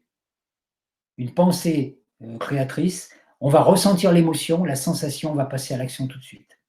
C'est quelque chose de génial, c'est ce qu'on appelle l'inspiration. Voilà. Une fois que notre conscient est connecté au soi, il est possible de modifier les empreintes émotionnelles, les programmes du corps limité. Il n'y a que là que le corps commence à nous obéir. Il s'établit un dialogue intelligent. Ainsi, la pierre philosophale, le soleil de votre thème astrologique, génère l'élixir de jeunesse éternelle, qui est la planète Mercure aussi, l'eau de vie porteuse du message des anges, des hiérarchies, et cela transmute le corps physique, l'ascendant. Donc le corps physique, l'ascendant, votre ascendant astrologique, devient alors une coupe sacrée à travers qui va nous contenir votre essence divine, votre signe solaire, qui va rayonner à travers. Le corps physique, c'est un flacon, l'essence solaire, c'est ce qu'il y a dans le flacon. C'est ce qu'on explique aussi dans la philosophie hindoue avec Shiva. Shiva et Shakti, quand Shiva et Shakti se rejoignent, il n'y a plus rien, il n'y a plus qu'une conscience, unité. Le signe, par exemple, on va regarder le signe du Capricorne, par exemple. C'est lié au savoir. C'est lié, régi par la planète Saturne. Il y a un temps où il faut s'élever via la méditation et la concentration. Saturne, c'est l'ermite qui vit dans sa grotte. Et un temps où il faut envoyer l'information reçue aux cellules. Et le travail des Capricornes, justement, des gens qui s'incarnent sous ce signe, c'est d'arriver à atteindre une maîtrise spirituelle, quelque part, une maîtrise, et de redescendre pour aider les gens qui sont en face, le signe du Cancer. Dans notre corps, la conscience s'élève jusqu'à Saturne, on reçoit des informations par la concentration, la méditation, et les informations, on les fait descendre dans les cellules qui vont accepter cette transmutation, qui vont s'ordonner. Le signe du Cancer, c'est le signe dans lequel, quand vous incarnez ce signe du Cancer, c'est un signe qui vous dit il faut mettre de l'ordre dans tout dans votre corps. Il faut mettre de l'ordre dans les pensées, dans les émotions, dans les sensations, dans les actions, et puis mettre de l'ordre aussi dans vos placards, dans votre maison, dans vos affaires. Dès l'instant que vous mettez de l'ordre, vous ordonnez, c'est-à-dire que les choses se mettent en place tout seules, et la vie extérieure coule de source. Dans votre vie, quand tout est en place, les choses s'organisent toutes seules. Saturne, dans un tel, nous dit long sur le maître intérieur, et les aspects de la Lune et au Soleil sont révélateurs de dissonance intérieure. Par exemple, les gens qui ont dans leur thème on peut dire une quadrature, par exemple, entre Saturne et la Lune. Ça veut dire qu'il y a eu des problèmes dans les vies passées par rapport à l'inconscient qui fonctionnait, qui n'écoutait pas le maître intérieur. Donc, ça a créé une espèce de karma. Et Saturne étant un maître à penser, va vous obliger dans cette incarnation à faire les choses. Vous allez être obligé d'apprendre, mais on peut dire, par la souffrance, ou par la discipline. D'ailleurs, une discipline imposée. D'accord ? Donc, il faut savoir aussi que, quelle que soit la méthode que l'on utilise pour évoluer, que ce soit l'étude de l'astrologie, de la numérologie, du feng shui, peu importe, tout le but premier pour chacun, c'est de permettre la reconnexion avec le soi quantique. Il ne sert à rien de vouloir se remplir de trop de savoir, et ça, l'ego spirituel, il ravole de cela. On absorbe tout, les informations à droite, à gauche, parce qu'on a peur. Et qu'est-ce qu'il veut, l'ego spirituel ? Il veut contrôler, diriger le processus et s'imposer comme un coach ou comme un maître. Donc, c'est ce qui se passe notamment dans la thérapie. Quand on est thérapeute, on expérimente une technique qui nous reconnecte à notre divin. Après, on utilise la technique. Mais il y a des fois des personnes qui font la technique, qui n'ont pas atteint à la transmutation, ils veulent aller trop vite et ils n'ont pas fini leur transmutation et il y a des problèmes. Moi, j'ai rencontré récemment une personne qui travaillait avec des techniques de l'EFT, je ne sais pas, vous connaissez peut-être l'EFT. Voilà, la personne avait son stand, elle expliquait des choses, etc. Et puis, dans le stand, il y a des choses, enfin, dans l'ambiance, il y a des choses qui ne lui plaisaient pas. Elle était énervée, stressée. Elle disait, oh, ici, il y a des gens qui ne sont pas intéressants, etc. Elle était énervée et tout. Elle a fait un espèce de burn-out, elle est partie. Donc elle a laissé son stand en blanc. Après, on dit, oh, ben, heureusement qu'on n'a pas été à son stand. Et c'est fabuleux de voir ce genre de truc. Je dis merci de voir ce truc-là, parce que c'est là qu'on se rend compte que quand on a une technique, et après, enfin, quand on veut apporter de l'aide aux autres, il faut aussi avoir maîtrisé la technique qu'on a. La chasse au savoir est toujours impulsée par l'ego qui veut garder le contrôle, alors que la transmutation ne s'accomplit que lorsque la reconnexion est établie. Parce qu'une fois que la reconnexion est établie, il y a le lâcher-prise. Je me relie à mon soi quantique Je dis, ok, voilà, je suis là, tu m'as envoyé là pour faire le boulot, maintenant tu me donnes les infos. À partir de là, ça nous demande de la souplesse. Et là, on est obligé de lâcher le contrôle. Et c'est dur parce qu'on est là, on dit, ouais, mais j'aimerais, parce que ce qu'on voudrait, c'est que prendre le soi, puis le faire descendre dans la matrice pour qu'il règle nos problèmes. Hein, voilà.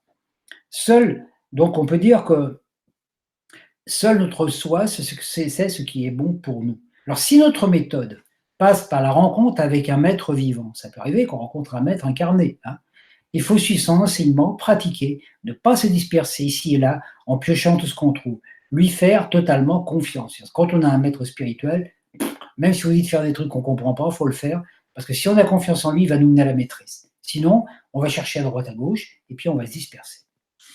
Alors, la deuxième partie qui va terminer cet exposé, c'est, une fois qu'on a atteint cette reconnexion, il faut changer la vision du monde. Hein. Le soi fonctionne avec la pensée, ce qu'on appelle la pensée quantique. Et quand on entre dans cette fréquence, on ne peut plus tergiverser. Le quantique ne nous permet aucune digression, aucune erreur. Là, c'est long. Hein. Pourquoi ? Il faut émettre une intention, y porter attention, reconnaître celle-ci comme étant réalisée. Voilà. Ne pas douter, ne pas attendre dans l'angoisse, est-ce que ça va marcher, est-ce que ça ne va pas marcher, ne pas douter. Hein. Écouter l'intuition et savoir attendre les signes du destin. On ne peut plus se permettre de vivre à cheval entre deux réalités. Soit on reconnaît le pouvoir créateur, soit on le nie. Il n'y a pas de troisième solution. Exemple. Un adolescent vit une période difficile dans sa vie. Il aimerait que ses parents l'aident un peu, mais ce n'est pas le cas. Donc, il est obligé de se débrouiller tout seul. Une fois adulte, il a encore des difficultés à se réaliser. Il est persuadé que si ses parents l'avaient aidé davantage, il n'aurait pas tant galéré.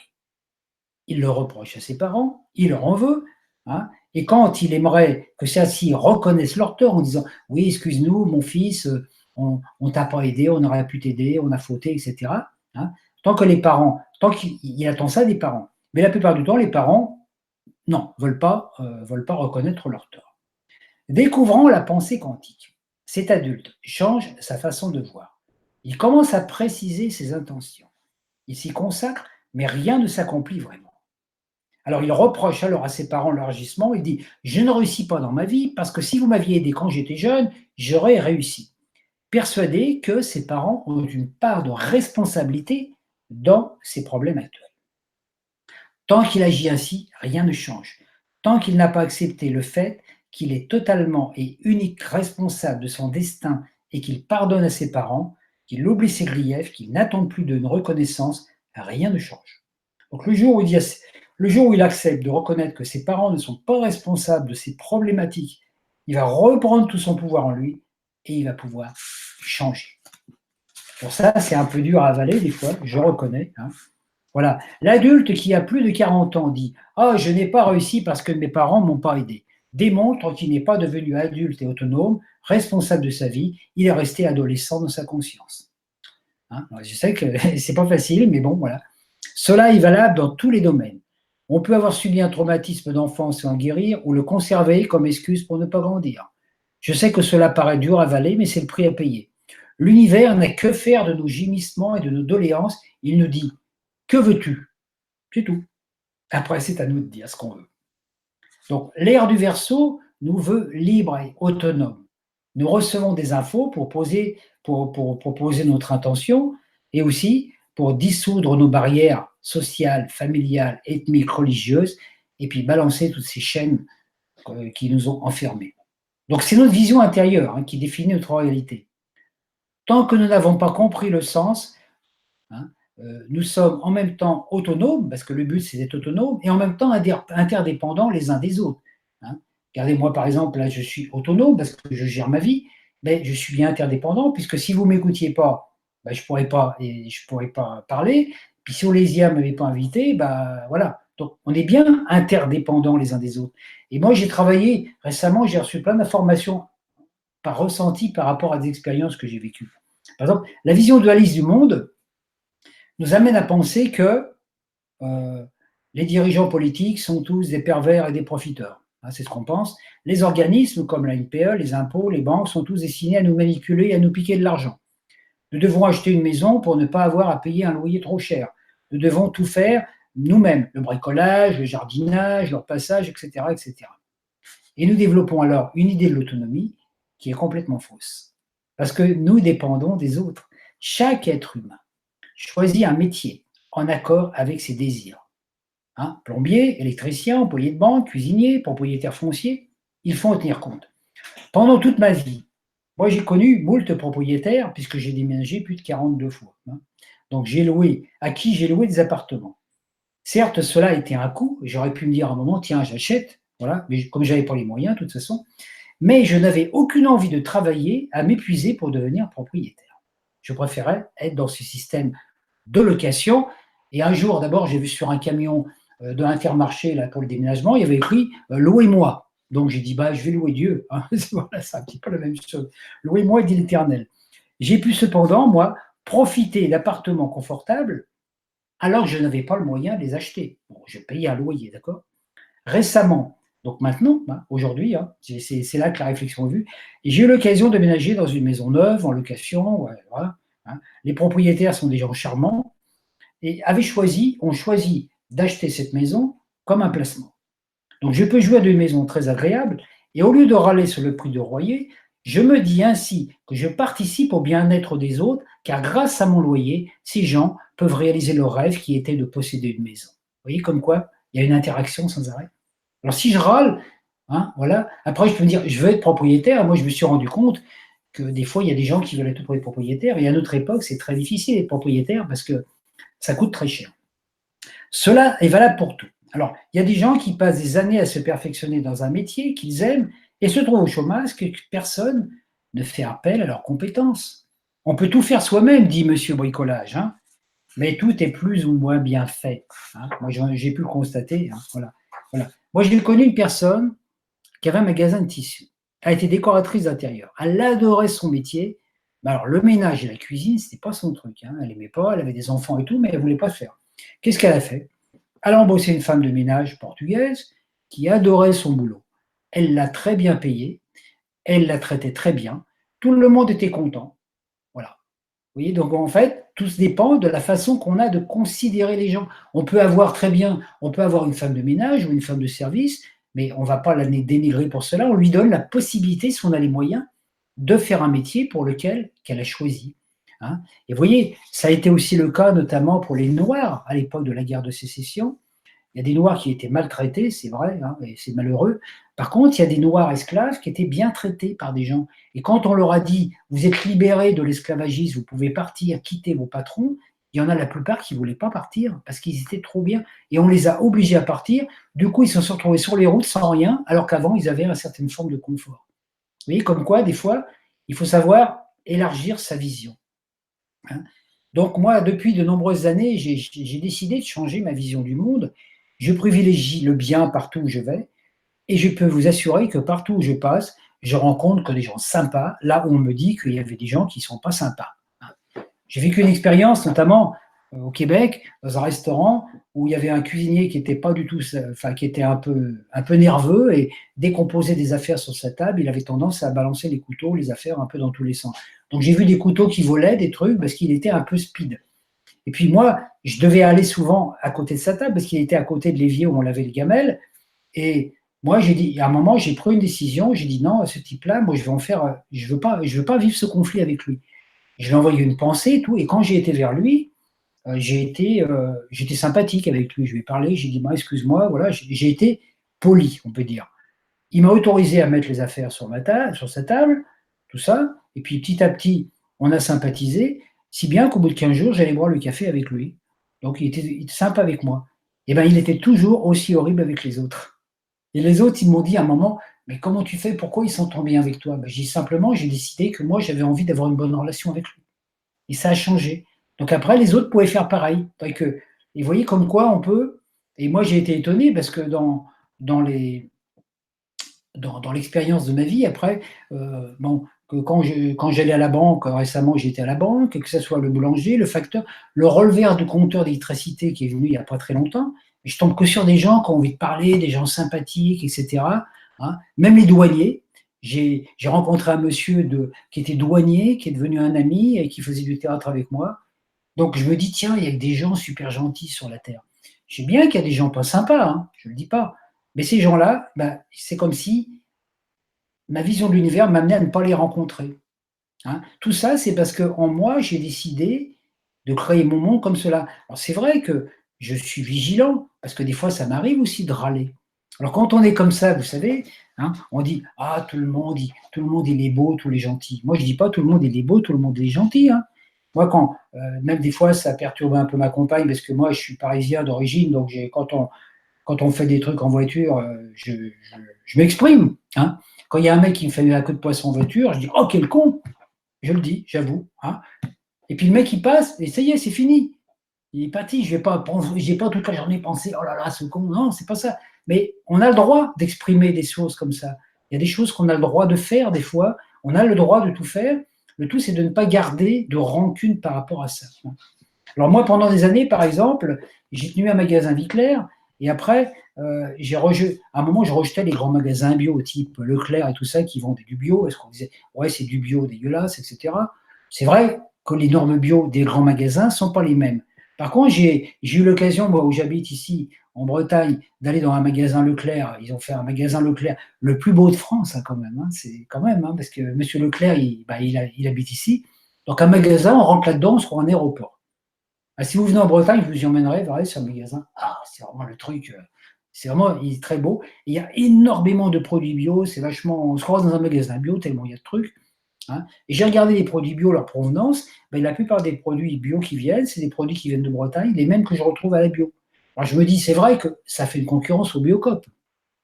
Mais en même temps, ce que j'ai vu, c'est qu'il y a des gens qui achetaient pas de bio, qui achètent des produits naturels normaux, et ben ils finissent par acheter du bio. Parce qu'il y en a dans les rayons. Voilà. Et puis que maintenant, bah, ils commencent, dans les magasins Leclerc, on commence à avoir des produits bio, du liquide vaisselle bio, des choses en vrac. Donc de plus en plus, me dit, ben oui, en fait, quand on voit le truc négatif, on se dit, ouais, Leclerc, etc., les gros commerces. Et en fin de compte, on peut se dire, oui, mais derrière, il y a des intentions. Et c'est vrai que dans les magasins, les vendeuses, les serveuses qui sont là, il y a des gens super sympas.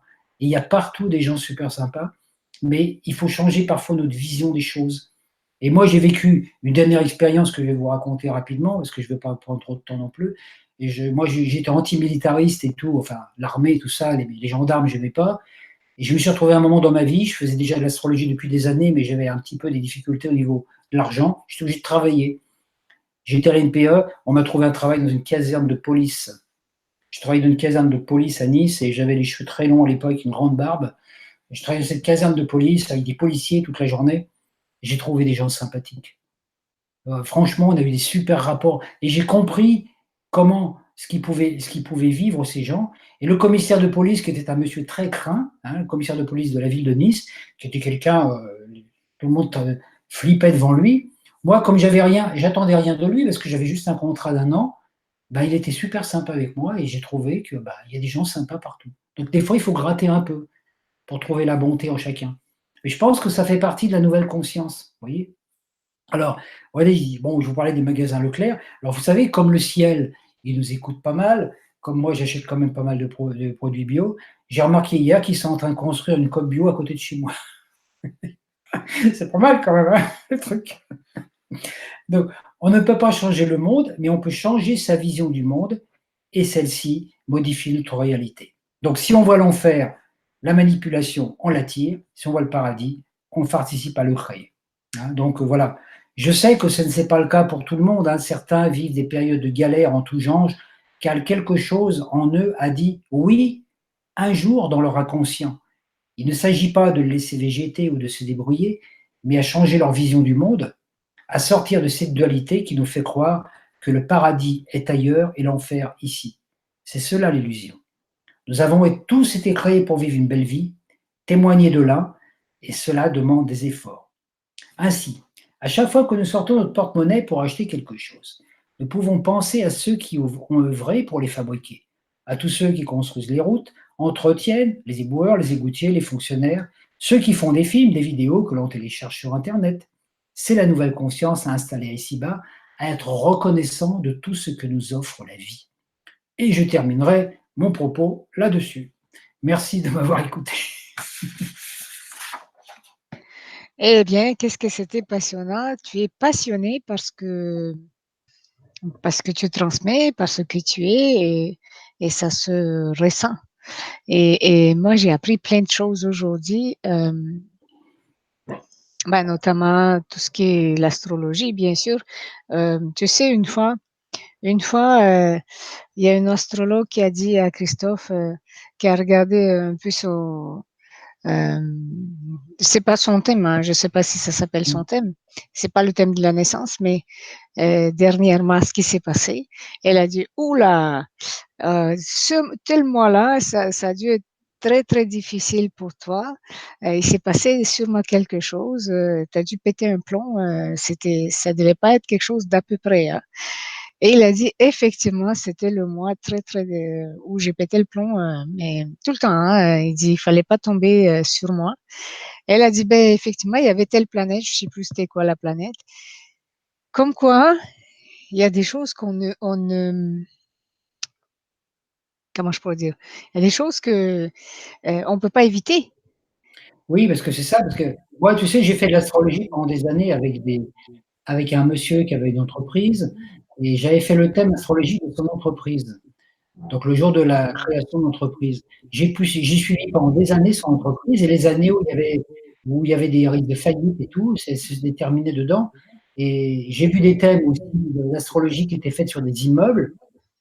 En faisant un thème astrologique sur un immeuble, à l'époque, je travaillais une astrologie très précise. Et en fait, on arrivait à voir, quand on construisait une maison, un immeuble, s'il allait y avoir des fuites d'eau, s'il y avait des problèmes électriques, tout C'est était vrai?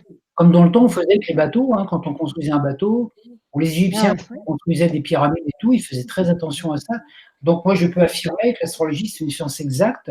Même pour une voiture, j'ai vu une fois, une voiture, le jour où elle a été créée, elle est sortie de l'atelier, on pouvait prévoir les problèmes qu'il y aurait dans la voiture. C'est fabuleux comme truc. Hein. Mm.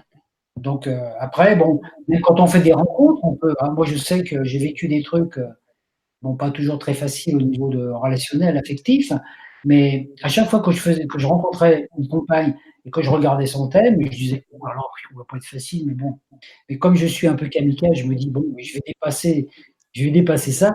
Et il y a des choses que j'ai pas réussi à dépasser parce que il y a des fois des incompatibilités de caractère. Et je voyais, je me dis, tiens, cette problématique astrologique, je l'ai pas vue, oh, je vais la vivre. Bon, après j'ai laissé un peu des plumes, mais bon, c'est comme ça.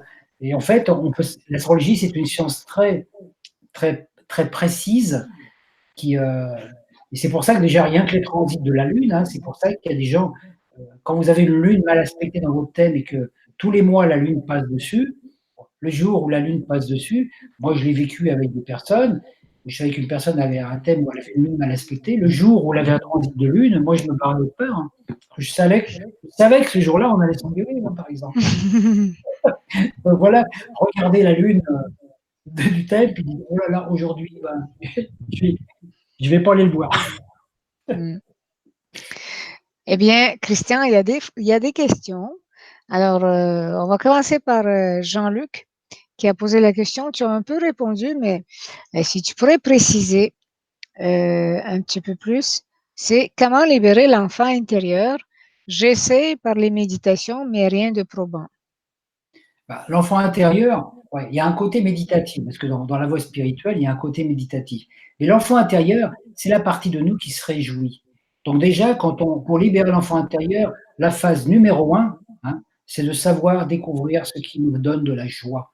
Donc en fait, quand on se lève le matin, la première question qu'on devrait se poser, dire qu'est-ce que je vais faire aujourd'hui qui va me rendre heureux? Moi, je dis comment je m'amuse aujourd'hui.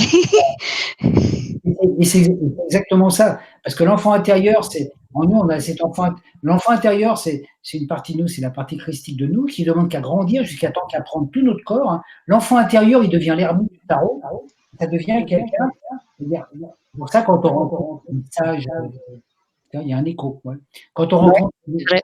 ouais, quand on rencontre des sages, des vrais sages, euh, on peut dire spirituels, ce sont des gens qui sont pleins d'humour.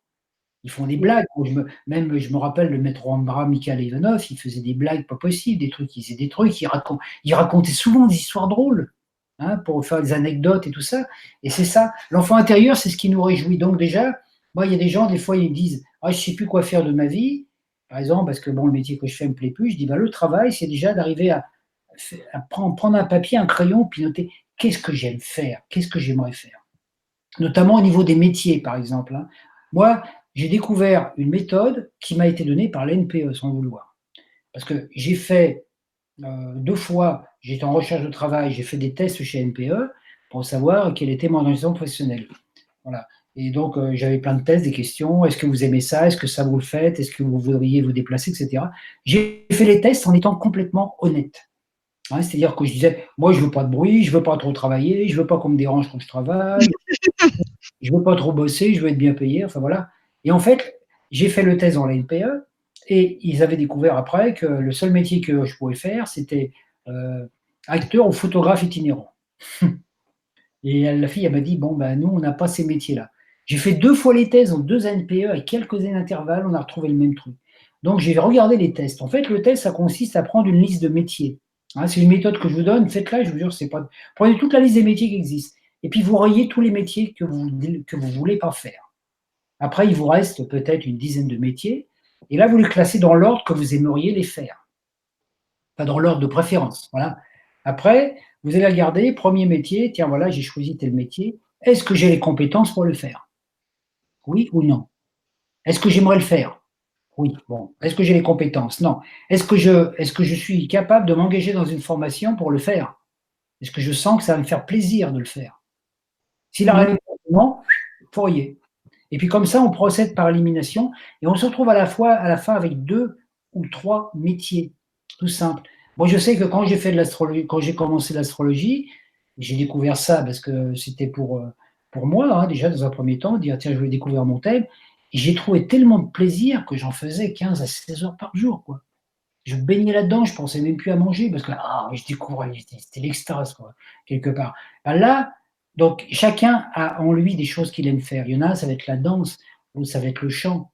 L'autre, ça peut être simplement, je sais pas moi, de faire des frites et de les vendre, hein. Il y a pas Oui, et si la personne, elle est plus dans, mettons, un âge de travailler, mettons, si elle est à la retraite, là, par exemple, et qu'elle fait son travail de libération de l'enfant intérieur. c'est encore plus facile parce que le travail avec l'enfant intérieur n'est pas nécessairement un travail qui va, comment je vais dire, qui est lié à c'est bien quand on le fait jeune parce que ça aide à une profession. Donc après, on fait le métier qui nous plaît et le métier qui nous fait vivre. Mais quand on est à la retraite, qu'on n'a pas fait une chose, faut savoir. Hein, par exemple, on peut découvrir, je sais pas, à 60 ans d'un caoutchouc, tiens, j'ai toujours eu envie de faire du piano, j'en ai jamais fait. Eh ben, c'est peut-être le moment. Hein, Mm. parce que surtout que c'est. Et en fait, quand on fait les choses sans être obligé professionnellement de le faire, moi par exemple, j'ai fait du théâtre, j'ai fait du chant, j'ai fait de la scène, j'ai fait tout ça, et j'ai jamais gagné d'argent avec, hein. Je l'ai fait par plaisir. J'ai travaillé pendant des heures et tout à créer des trucs, à apprendre des chants, à chanter et tout, parce que j'aime ça. Même actuellement, ça m'arrive souvent de chanter à la maison, j'ai tout ce qu'il faut pour chanter, mais je vais jamais chanter dans un spectacle public pour gagner de l'argent. Si l'occasion m'est donnée, je peux le faire, mais comme ça ne m'est pas donné, donc je peux le faire sans avoir rien à demander en retour. Et je suis encore plus libre de le faire quelque part. Mm. Donc après, il y a des gens qui aiment. Alors le problème, c'est que quand on rentre dans le processus de méditation pour trouver l'enfant intérieur, la méditation sert à se concentrer, d'accord? Donc on va se concentrer quoi? Par exemple, méditation, on peut méditer sur l'absolu, sur le cosmos et tout ça. Hein, mais on peut méditer sur cet enfant intérieur. Donc voilà, par exemple, méditer sur un truc concret. Qu'est-ce que je pourrais faire dans ma vie qui me donnerait de la joie? D'accord? À partir de là, c'est là qu'il faut accéder. Et tant qu'on ne l'a pas trouvé, il faut se concentrer là-dessus et faire les méditations là-dessus. Qu'est-ce qui me donnerait de la joie? Bien, et quand on a mis cette intention déjà, il y a l'univers qui va déclencher automatiquement des rencontres ou des informations qui vont, euh, qui vont apporter des informations. Par exemple, moi, ça m'est arrivé à une époque, j'ai posé la question, tiens, qu'est-ce que je pourrais faire qui me donnerait de la joie quand j'étais justement dans cette caserne à Nice. Et quelque part, un jour, je me promenais dans la rue, puis paf, je suis tombé sur une affiche de théâtre. Hein, je ne faisais pas de théâtre à l'époque. Je suis tombé sur une affiche de théâtre, et en voyant cette affiche de théâtre, c'est fait comme un. Je me suis dit, j'aimerais bien faire du théâtre. Hein, voilà, par exemple. Qu'est-ce que j'ai fait? Je me suis inscrit à un cours et j'y ai pris plaisir. Après, je n'ai pas fait un métier dedans, mais ça m'a fait énormément. J'ai pris de la joie à ça. Et en fait, ce qu'il faut regarder, c'est que quand vous vous promenez dans la rue ou quelque part et que vous voyez quelqu'un qui fait quelque chose que vous aimeriez faire, il y a déjà un petit message de l'enfant intérieur. Mmh. Alors, c'est très subtil parce que, par exemple, la musique, hein, pour un moment, voilà, par exemple, la musique, moi, à un moment, je me forçais à aller écouter des concerts de Bach, Beethoven et tout, avec des gens qui étaient dans la musico. Puis moi, j'étais élevé dans mon enfance avec les tambours et les trompettes, moi, hein, dans des milieux plutôt ouvriers. Et puis je me rendais compte que quand j'allais voir Bach ou machin, enfin écouter, ça me faisait pas vibrer. Ce qui me faisait vibrer, c'est quand j'entendais la fanfare municipale dans la rue qui jouait la samba, quand il y avait les quand il y avait les défilés et tout. Et là, je sentais, ça me faisait pitié, j'avais envie de danser. Et en fait, pourquoi? Parce que moi, ça correspondait à moi. Donc, voilà. Après, faut trouver des choses, mais ça demande un petit effort, mais on part d'une petite chose. Et puis, on peut s'engager dans une voie de faire quelque chose, par exemple, et si on voit que ça ne plaît pas, hein, on s'engage, par exemple, dit tiens, je vais apprendre le piano, puis on se rend compte que, par exemple, ça ne nous plaît pas, bah, on laisse tomber, on fait autre chose, on va trouver. Mais on a tous en nous, on a tous quelque chose qui est là, et souvent qui était là déjà dans l'enfance. Trouver l'enfant intérieur, c'est retourner dans cette innocence en se disant, je ne vais pas chercher un truc qui va être rentable, je vais faire quelque chose qui me fait plaisir. Que ça soit en tant que métier ou en tant que, je dirais, de, oui, de philosophie de vie. Hein. Quand on est à la retraite, par exemple, ben, si voilà, on peut chanter tous les jours, on peut danser, on peut faire plein de trucs, mais c'est très important parce que ça, dès l'instant qu'il y a réjouissance, dès l'instant qu'il y a réjouissance, il y a le mot réjouir et sens, hein, par tous les sens, hein, dès l'instant qu'on jouit de la vie, automatiquement, l'enfant intérieur, il se réveille. Et on a de plus en plus de joie, on rigole avec les gens, voilà. Oui, parce que tu sais, quand on parle de l'enfant intérieur, souvent on va parler surtout de libérer l'enfant blessé et et on oublie, souvent, qu'il y a 2 enfants intérieurs. C'est celui qui t'est blessé, mais c'est celui aussi originel qui est joyeux et qui est spontané. Et c'est ce que nous, on conseille souvent, c'est d'abord de trouver l'enfant joyeux. Et c'est celui-là qui va régler les blessures. On va dire ça comme ça. Bon, C'est donc, un processus normal, c'est un processus pour moi qui s'enclenche automatique, que j'ai remarqué que dès qu'on trouve cet enfant joyeux, c'est celui qui voulait faire des choses. Si on voulait se mouiller les pieds dans la flaque, ouais. par exemple, ça nous faisait plaisir. Ben voilà, c'est ça qu'il faut aller faire et c'est ça qui va enclencher le processus de libération des blessures.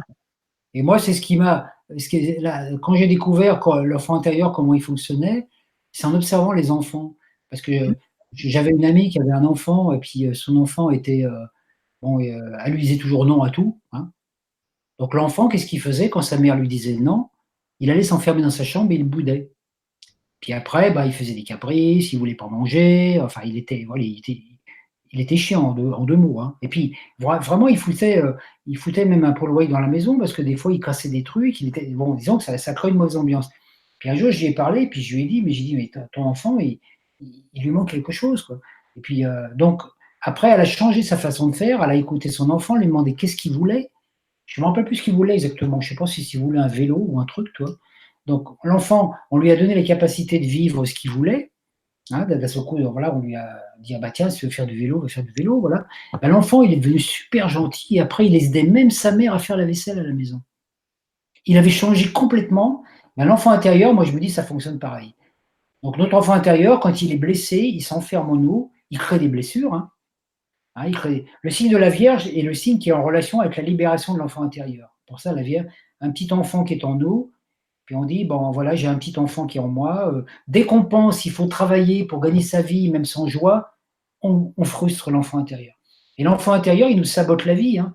Il nous amène des périodes de dépression, hein, des dépressions. Après, tout va mal pour le relationnel, tout va mal on a des problèmes de santé, des problèmes d'argent, des problèmes relationnels. Qu'est-ce qu'on fait? On tombe malade. Et qu'est-ce qui se passe quand on tombe malade la plupart du temps? Hein, on est là dans le lit, puis on se dit: «Oh bon sang, c'était bien quand même quand j'allais bien l'autre jour, hein, je me suis créé cette maladie» et cetera. On prend des bonnes résolutions. On dit: «Ah bah, maintenant je vais faire autre chose, je vais changer des trucs de ma vie» et cetera. Alors des fois on le fait, puis des fois on le fait pas. On retombe dans les mêmes schémas et puis qu'est-ce qu'il y a? Hein. Alors, qu'est-ce qui se passe quand on perd un travail, par exemple, qui ne nous plaît pas? Moi, ça m'est arrivé un jour de faire un travail qui ne me plaisait pas. Au lieu de me plaindre, j'ai dit: «Ouais, chouette, j'ai perdu mon boulot». Donc, en fait, le tout, c'est qu'après, il faut surtout pas rechercher le même boulot pour se sécuriser en disant: «Ah, il faut à tout prix que j'ai un boulot». Il faut dire: «Ah, voilà». C'est pour ça que le chômage, c'est quelque chose d'extraordinaire quelque part. Ça nous permet, pendant le temps où on reçoit quelques indemnités, ça nous permet de nous recycler, de découvrir notre voie. Et c'est ça qu'il faut faire. Moi, c'est comme ça, c'est dans une période de chômage que j'ai appris l'astrologie. Donc, après, si pendant une période de chômage, on reste à déprimer, à regarder la télé, puis à, à- à rester un peu comme un légume, c'est évident que ce n'est pas la solution. La vie spirituelle, que ce soit réveiller l'enfant intérieur, se réaliser, ça demande un effort de volonté. Hein, des fois, on n'a pas envie de faire un truc, oh là là, j'ai cours de danse ce soir. Oh, j'ai envie de rester au chaud, à me caler devant la télé. Et ouais, moi ça m'est arrivé des fois, hein. Puis hop, tu te bouges un peu, comme on dit, tu te bouges de derrière, tu y vas, puis après tu reviens, oh là là, tu t'es éclaté pendant le cours, quoi. Mmh. Voilà. Eh bien, on a d'autres questions. Alors, il y a Chris Truss qui demande pouvez-vous décliner les principes par signe, s'il vous plaît? Alors, je ne sais pas si c'est peut-être euh, une invitation à faire d'autres conférences. Je ne sais pas si ça te prend 1 heure et demie pour faire, pour expliquer les Ouais, principes par signe, tu vois.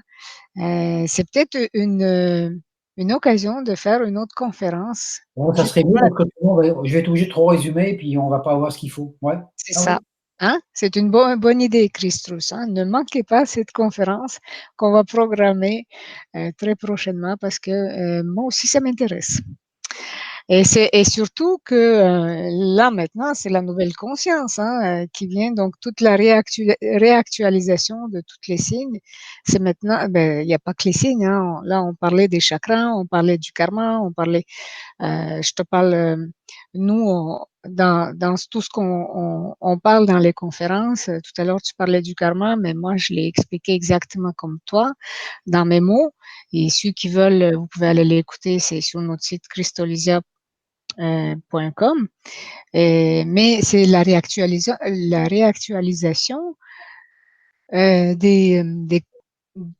comment je pourrais dire, des connaissances, des savoirs qu'on avait avant selon la troisième dimension et aujourd'hui on est un peu plus la quatrième et plus quoi. Et donc c'est pour ça qu'aujourd'hui, Christian, quand il va nous parler des signes, je suis sûre que ça va être bien réactualisé. Hein, Ah bah Christian? oui, ouais, moi, de toute façon, j'actualise au fur et à mesure, hein, puis surtout avec le ressenti vibratoire des signes maintenant, parce que c'est ça quoi, qui est important. Ben, c'est ça.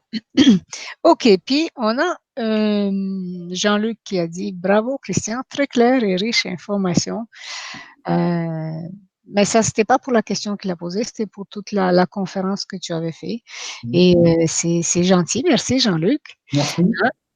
Alors, il y a Shanaï Saï, je ne sais pas si je dis bien, hein, Shanaï Si. Je suis désolée si je prononce mal votre nom. Alors, elle pose la question, Christian, faites-vous toujours des thèmes? Et oui, Et oui, il suffit de me contacter sur mon blog. eh ben, elle te le dit que car j'ai essayé désespérément de vous contacter, mais pas de suite. Comment faire? Alors, Shana ici, pardon encore si je prononce mal votre nom, dans le descriptif de la vidéo, juste en dessous, il y a le tout, le blog, le site, la page Facebook, et vous pourriez contacter là à partir de ces sites. Alors moi aussi, une fois qu'on est sur mon site, il suffit d'aller dans la messagerie, puis d'écrire un message et il m'est transmis directement. Il y a Mm. beaucoup de gens qui m'ont contacté par cet intermédiaire, par mon blog. Et notamment moi. Ouais. Bah oui. J'ai contacté là. Hein? Après, par Facebook aussi, si vous êtes amis sur Facebook, c'est aussi possible, hein, par Messenger, là. Voilà. Très bonne idée, le Messenger, si vous avez Facebook. OK, puis on a d'autres questions. Donc, ce n'est pas une question, c'est plutôt une réflexion que Oyasen 2 qui nous dit Salut, ce que j'adore, c'est jardin, bricolage. Je dors plus la nuit tellement il y a des idées. Non, les formations ne m'intéressent pas. Je ne veux pas gagner de l'argent, juste m'occuper de la nature, créer avec du recyclage, c'est un choix. Juste à me battre pour survivre. J'ai décidé comme ça. L'argent, je m'en fous royalement. Est-ce que tu as quelque chose à dire? Bah, si c'est, comme je dis, il faut tout pour faire un monde, hein. Et si, Bien sûr. ce monsieur, je me rappelle peu de son nom, Yacine, ça? Ouais. Oui, Si Yacine. s'il trouve son plaisir et sa joie à faire ça, c'est bien, il faut le faire. Mhm. C'est ça qui est en fait, ce qu'il y a, c'est qu'il faut rien rejeter. L'argent, c'est un moyen pour, réaliser les choses de but, ces choses de vie. Mais c'est vrai qu'en fait, en réalité, on pourrait vivre sans argent si on vit dans un décor avec du recyclage et tout ça, c'est possible. Moi, je l'ai fait pendant des années de ma vie aussi, où j'avais pratiquement rien, où, je fabriquais tous mes meubles avec des trucs que j'allais retrouver au recyclage et tout ça. Il y a énormément d'abord, quand on va dans les décharges, dans les trucs où on met tous les produits là, il y a tellement de choses qui pourraient être recyclées que c'est même aberrant des fois de voir. Et pourquoi pas vivre de ça? Pourquoi pas vivre? Enfin, même si c'est simplement pour soi, même si c'est pas pour gagner de l'argent, dans la mesure où il y a du plaisir à le faire, il faut le faire. Mm. Il n'y a Eh bien, pas, c'est une... il y a rien de mal, voilà. OK. Et on va prendre une dernière question, et encore une fois de Shana ici, qui demande, est la cinquième dimension. Comment voyez-vous ce passage? Alors, ce qu'il y a, c'est que nous, on est dans un. Alors, le principe des dimensions, c'est que, bon, il y a plusieurs dimensions, hein, 144 et même plus. Voilà, quand on arrive dans les domaines de la cinquième dimension, on arrive déjà dans la fréquence du logos, du logos solaire. Après, quatrième et troisième. Donc, il faut savoir que la troisième dimension, c'est une dimension bon, dans laquelle on est descendu pour expérimenter. Il y a troisième dimensions. Il y a la troisième dimension unifiée, dans laquelle on a vécu pendant pas mal de temps. Et c'est la troisième dimension unifiée, c'est la dimension dans laquelle vivent tous les élémentaires. Les fées, les nains, les elfes, enfin tous ces êtres fantastiques qu'on voit dans les trucs de féerie, ils vivent dans ce domaine, on les appelle, c'est ce qu'on appelle les anges du Seigneur, ils ont toujours existé, ils ont toujours vécu là, c'est leur domaine d'expérience. Nous, il fut un temps où l'humanité vibrait dans la même dimension que ces êtres-là. C'est pour ça que dans les histoires mythologiques, on rencontre des gens qui rencontrent des fées, qui rencontraient des dragons, qui rencontraient des elfes, etc. Parce que c'était quelque chose, on cohabitait, on peut dire. Et puis à un moment, l'humanité est descendue dans une strate vibratoire d'intériorisation du mental, d'individualisation du mental. Donc on est descendu dans un monde où on a commencé à développer un ego puis un mental individuel, et on a commencé à se couper de ce monde, et on a commencé même à maltraiter le petit peuple, à l'utiliser, à ne pas le respecter, à ne pas respecter la nature déjà dans un premier temps, etc. Donc le petit peuple a fait une espèce de barrière énergétique qui fait que eux ils vivent dans leur monde et nous on vit dans notre monde. Donc nous on vit dans un monde 3D dissocié. Hein. C'est-à-dire qu'on est coupé en deux dans la dualité entre le bien, le mal, parce que la vibration est relativement basse. Et notre travail, c'est dans la 3D dissociée, de retrouver l'unité dans la 3D.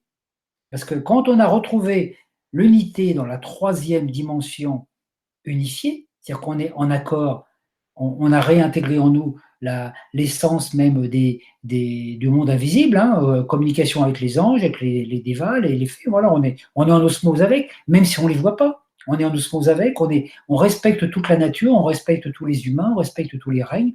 On est en 3D unifié. Et dès qu'on est en 3D unifié, vous voyez, le 3D, c'est comme si on montait dans un ascenseur. Dès l'instant qu'on est dans l'ascenseur de l'unité, on peut monter 3D, 4D, 5D, 8e D, 9e D. Par contre, tant qu'on est dans la 3D dissociée, on n'est pas monté dans l'ascenseur. Donc pour nous, on est dans la 3D, on est déjà passé le sas ou la 4D, ça fait très longtemps. La quatrième dimension est une dimension dans laquelle on ne peut pas vivre. C'est un sas intermédiaire. Et la cinquième dimension, c'est la dimension dans laquelle vit notre soi solaire, notre double de lumière vit dans la cinquième dimension. Et dès l'instant qu'on est dans la 3D unifiée, on s'est réunifié corps, âme et esprit par le principe de l'alchimie dont j'ai parlé, et notre soi qui est dans la 5D, on fait un avec lui. Donc je suis dans la 3D, mais je suis dans toutes les dimensions en même temps. C'est pas les dimensions sont intégrées les unes dans les autres comme des cercles concentriques. Donc en fait, on peut accéder après à tous les plans dimensionnels selon la formation qu'on a besoin. Mais comme nous, on est dans la 3D, on nous a envoyés dans ce monde pour que dans la 3D, on vive l'unité dans la troisième dimension. Et notre travail actuellement, avec la nouvelle conscience, c'est de nous connecter, par exemple, à la cinquième dimension, de recevoir des informations des êtres qui sont dans les mondes d'unité, hein, les anges, les archanges, les maîtres ascensionnés. On reçoit des infos qui, nous, qui descendent en nous par le biais de la couronne, hein, comme j'ai expliqué tout à l'heure. Hein, on reçoit une douche de lumière qui va nous apporter des infos. Et le tout, c'est que ces informations qu'on reçoit des mondes unifiés, il faut les mettre en pratique dans la vie quotidienne. C'est pour ça que c'est très important, parce que l'ère du Verseau, c'est l'ère de l'unité, de la fraternité. La fraternité universelle cosmique nous envoie des informations pour qu'on vive la fraternité sur Terre. Et actuellement, vis-à-vis des plans galactiques, l'humanité telle qu'elle se trouve actuellement, on est vraiment des petits retardataires, c'est-à-dire qu'on n'est pas une civilisation très très avancée, même si on a une avancée technologique, parce que là, les êtres de lumière, ils classent les civilisations avancées ou non selon l'état d'unité qui se passe entre les êtres. Donc quand ils arrivent dans une civilisation qui est en paix, où tous les gens vivent en harmonie les uns avec les autres, c'est une civilisation avancée. Tandis que nous, ce n'est pas encore le cas. Par contre, on est actuellement dans une période où c'est la période qu'on dit de la moisson. Donc, il y a toutes les âmes qui sont sur la Terre et il y a des âmes qui actuellement, toutes les âmes peuvent choisir d'accéder à la 3D unifiée et à la 5D. Donc, on peut dire, c'est comme s'il y avait un vaisseau spatial qui est au-dessus de nous, puis qui disent, bon les gars, vous venez, mais tout le monde viendront, monteront dans tout le monde est invité, mais ne monteront dedans que ceux qui acceptent de se libérer des vieux schémas de concurrence, de violence qu'il y a sur la Terre, parce qu'on ne peut pas monter dans un monde unifié avec des paradigmes et des schémas de pensée qui sont les nôtres actuellement, la dualité, le conflit, la violence, etc. Parce qu'on créerait la même distorsion dans les autres mondes. Donc on est obligé de passer la douche, hein. C'est pour ça qu'on dit, bon, on peut pas entrer dans le monde 5D avec nos idées humaines, la concurrence, le profit, le mensonge, toutes ces choses. Donc on est obligé de retrouver ça. Et c'est notre travail.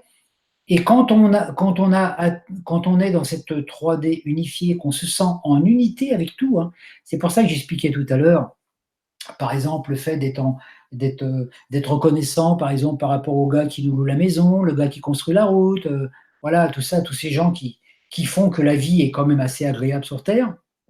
Hein. Quand on est des gens d'unité avec ça, on n'a plus de dualité. On aime aussi bien le gendarme que le gilet jaune, que l'autre. On est dans cette unité. Hein, et à partir de là, automatiquement, notre double de cinquième dimension qui, lui, vibre au niveau du système solaire, il est là où on est. Donc, on est déjà réintégré dans notre double. Donc, on est là sans être là. C'est ce qu'il dit. On est dans ce monde, mais on n'est pas de ce monde. On est déjà en train de vivre.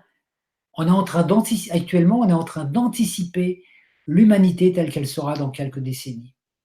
Et nous, on est les pionniers. On dit, les gars, au boulot, c'est nous qui faisons le boulot. On est les cantonniers du Seigneur. On dit, bah voilà, il faut nettoyer les épluchures du passé. C'est pour ça que c'est très important de lâcher prise de toutes les croyances du passé, de tous les systèmes religieux, castes et tout enfermantes, pour atteindre cette liberté, parce que l'ère du Verseau, c'est l'ère de la liberté, être libre d'être ce qu'on est et de pouvoir partager avec les autres librement. Donc de jamais enfermer les autres. Comme disait Jésus, vous êtes mes amis. Voilà, c'est vraiment l'ère du Verseau, c'est vraiment ça, c'est l'amitié au-delà des religions, des croyances, des statuts sociaux, le pauvre qui peut être avec le riche, le noir avec le blanc, voilà. Et quand on ressent ça intérieurement, c'est sûr qu'après alors même si des fois on a l'impression que c'est le contraire, hein, parce que quand on voit certaines choses qui se passent encore sur la Terre, on se dit oh là là, mais comment ça se fait qu'il y a des gens qui sont encore dans des états vibratoires si dualistes, si violents? C'est parce qu'il y a des réactions, et les réactions, c'est parce qu'il y a des peurs. Quand l'ego domine, on est toujours dans la peur. Donc, pour terminer, je dirais, on ne peut pas être dans la peur et aimer Dieu. Quand on aime, on a confiance. Quand on aime un être humain, on a totalement confiance en lui. Quand on aime un maître spirituel, on a totalement confiance en lui. Quand on aime un homme ou une femme, on a confiance en lui. Si on n'a pas totalement confiance dans l'être qu'on aime, on est dans la peur. Et c'est pareil pour Dieu. Donc si on aime Dieu, on ne peut pas avoir peur. On a confiance en lui. Qui est nous? Parce que nous sommes lui sous cette forme. Voilà un petit peu ce que je pourrais répondre. Très, très beau. Eh bien, merci beaucoup, hein, Christian Duval, c'est magnifique. Et tu sais, tout le monde, je pense, ils étaient, je pense, très enchantés, que ce soit de te réécouter ou te découvrir. Hein. Yacine qui demande que vois-tu astrologiquement les mois qui viennent en France? Alors, Nous dire quelque chose. je vais surprendre beaucoup de gens parce qu'il y a des gens qui me demandent au niveau astrologique de faire des prévisions comme ça, de regarder des trucs. Moi, ça fait des années maintenant, depuis que je fais de l'astrologie. Moi, je fais l'astrologie, je fais le tarot, je fais plein de trucs. Et je m'en sers plus du tout parce que j'essaie de ressentir les choses plutôt que de les prévoir. Parce que quand on les prévoit, même un astrologue qui fait des prédictions, il est toujours basé sur un processus de dualité, parce qu'il crée quelque chose qui, ça ne va pas exactement se passer comme ça. Moi, la seule chose que je peux dire, c'est que cette année et pendant 7 ans, Uranus rentre dans le taureau. Hein. Uranus est une planète qui provoque le chaos et le catharsis révélateur. C'est-à-dire Uranus, quand il arrive quelque part, tout explose, il change tout pour apporter le nouveau. Et on peut dire que moi je dirais que sans regarder mois par mois, dans les 7 années qui viennent, on va subir des grandes transformations au niveau notamment des systèmes bancaires, de l'agriculture, de la nourriture, tout ce qui est taureau. Donc les gens qui sont nés sous le signe de taureau vont aussi vivre des choses, des grosses transformations hein, dans leur structure. Parce que là, le taureau, on est obligé de se restructurer c'est le contact avec la terre-mère, avec la terre. Hein, le taureau, c'est vraiment ça. Donc, tout ce qui concerne la nourriture et tout. Donc, on va être obligé de se remettre en question sur plein de choses. Uranus va nous balayer tout ce qui n'est plus bon pour nous et il va nous amener à reconstruire autrement. Hein. Uranus, il agit un peu comme un tsunami. Hein. Voilà, il détruit tout ce qui ne tient pas debout et puis il dit bon, les gars, maintenant, vous pouvez reconstruire, je vous ai apporté de nouveaux matériaux. C'est un peu ça. Mais je ne suis pas au niveau des mois, par exemple, au niveau politique et tout, je ne regarde pas trop, même si je sais, par exemple, qu'en France, le président Macron, il est né sous le signe du Sagittaire, avec un ascendant Capricorne, et qu'il a eu cette année une aide de Sagittaire toute l'année, malgré tout ce qu'il a vécu. Il est dans une relation de pouvoir, parce qu'il a énormément d'énergie avec Jupiter, qui lui est donné. Et après, après, ce qu'il va vivre quand Jupiter va rentrer dans le Capricorne l'année prochaine, moi, je ne m'amuse pas à prévoir ça parce qu'en fait, c'est aussi, dès l'instant qu'on fait une prédiction, on porte une influence. Alors moi, je dis, un astrologue, d'abord, ne prédit jamais, il prévoit. On peut dire qu'il prévoit un climat. Il dit, tiens, il va y avoir un climat de révolution un peu, voilà. Hein, nous, là, on va dans une révolution agricole, une révolution monétaire, voilà. Et c'est tout. Mais l'important, vous voyez, des fois, il y a des portes qui s'ouvrent, hein, des portes temporelles. Il y a des astrologues qui vous disent, ah là, il y a une porte qui s'ouvre. Le 5 avril, aujourd'hui, normalement, avec la Lune, il y a un truc particulier qui se passe. Mais pour moi, c'est pas plus particulier des autres parce que je dis, en fait, quand on est dans cette énergie-là, on sent ça change tout le temps. Il y a sans arrêt des mouvements toute la journée, des portes qui s'ouvrent, des portes qui se ferment. Il y a des anges partout. Il y en a un qui ouvre la porte, l'autre qui la ferme et tout. Donc le tout, c'est d'être bien connecté dans sa conscience, ici et maintenant, en connexion avec son maître intérieur. C'est ça, la seule chose qui compte. Parce que le destin de chacun est complètement différent. On a tous des choses différentes à faire, même si dans l'essence, on est tous là pour participer à ce monde. Et quand l'univers il a besoin de nous pour faire quelque chose quelque part, il sait nous y emmener. Voilà. Eh bien, merci beaucoup. Sur ce, est-ce que Christian, tu veux conclure? Oui, je peux conclure en disant quoi? Voilà. L'astrologie, par exemple, hein, avec donc, et vous verrez si vous avez l'occasion de vous procurer mon ouvrage, n'est-ce pas? Vous verrez dedans, il y a plein de détails des méthodes pratiques aussi pour permettre de mieux comprendre tout ça. Et en fait, ce qui est important de voir, c'est que même si vous avez un signe astro, l'important dans votre vie, c'est de vivre les qualités de votre signe solaire et de votre ascendant. Quand vous vivez les qualités de l'archétype de votre signe solaire et de votre signe ascendant, vous avez déjà réalisé une unité. Donc c'est l'important. Alors souvent, parce que dans un signe, on peut avoir les défauts, hein, il y a les défauts du signe et puis les vertus. Donc on ne peut pas toujours. La perfection, c'est pas d'être toujours dans les qualités. En disant, par exemple, je suis Verseau, j'ai que les qualités du Verseau. Non, j'ai aussi les distorsions. C'est à moi de savoir les gérer parce qu'il y a des moments. Par exemple, le Verseau, c'est quelqu'un qui, à un moment, quand on le gonfle un peu, il peut s'énerver et puis envoyer promener tout le monde. Hein, mais des fois, c'est nécessaire. Après, voilà, ça fait partie. Un bélier, ça va être impulsif. Il va partir en claquant la porte. Et c'est pas pour, mais ça va être un défaut. Voilà, pour terminer, je dirais, un défaut, c'est un excès de qualité qui n'est pas canalisé. Voilà, c'est un peu ça. Donc le tout, c'est d'arriver, pour vivre dans cette unité déjà, que vous aimez votre corps, parce qu'il est le temple du divin, aimez l'essence de votre signe solaire qui passe à travers, et si votre signe solaire, il arrive à rayonner à travers votre corps, parce que vous êtes le témoin vivant de vos deux archétypes, eh ben, il n'y a rien d'autre à faire. Après, il n'y a plus qu'à laisser faire. Il n'y a que ça à faire, en fait. En fait, c'est tellement simple que c'est compliqué à expliquer. Voilà ce que je pourrais dire pour terminer, simplifiez-vous la vie, surtout ne vous prenez pas la tête à vouloir, même à notre époque, à vouloir apprendre plein de choses. Tout ce qu'on apprend, ça ne nous sert qu'à une seule chose, à nous reconnecter à notre source, à notre divin.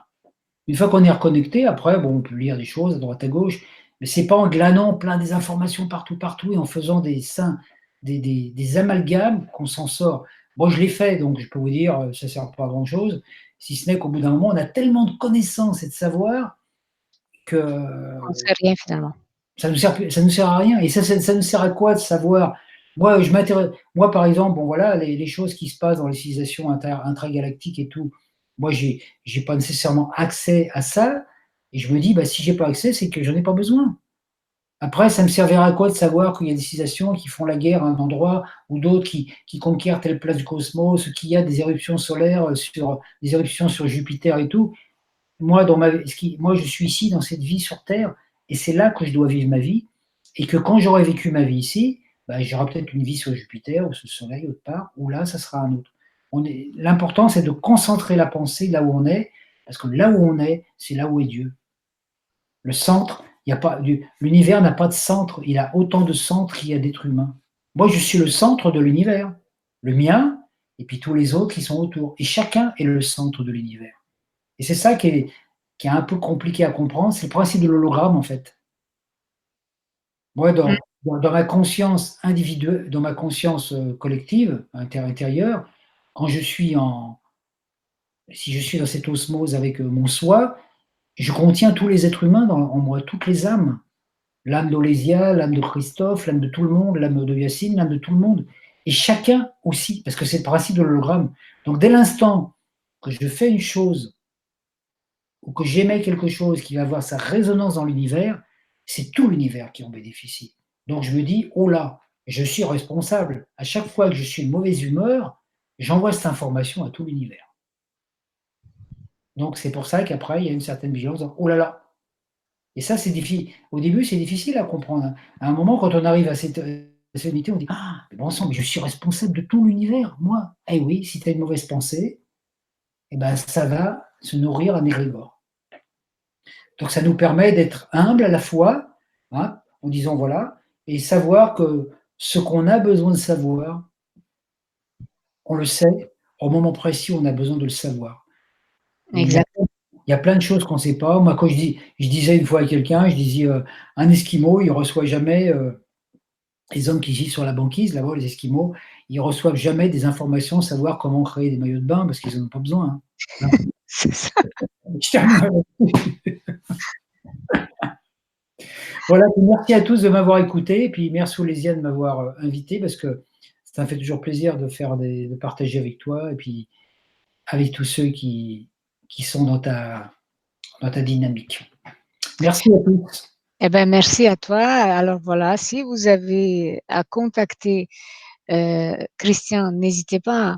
Vous allez en dessous dans le descriptif, il y a tous ces liens que vous pouvez aller contacter n'importe quand.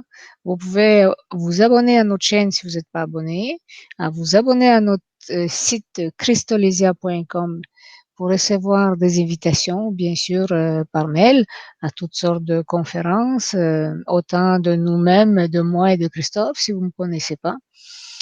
Et bien sûr, je vous remercie tous. Et je te remercie, Christian. Merci beaucoup d'avoir été là, d'avoir accepté. Et je vous avoue, quand je l'ai contacté, j'ai croisé les doigts. J'ai dit, j'espère qu'il va accepter de venir sur notre chaîne et partager sa passion. Et il a accepté, bien sûr, et je suis très heureuse. Merci. Merci Moi beaucoup. aussi, ça m'a fait énormément plaisir de te rencontrer, de te connaître. C'est une bénédiction. Alors, merci beaucoup. Merci à tous d'avoir été là. À très, très bientôt. On vous aime, on fait des gros bisous et des gros câlins. Vous êtes beaux, vous êtes magnifiques. À bientôt. À bientôt.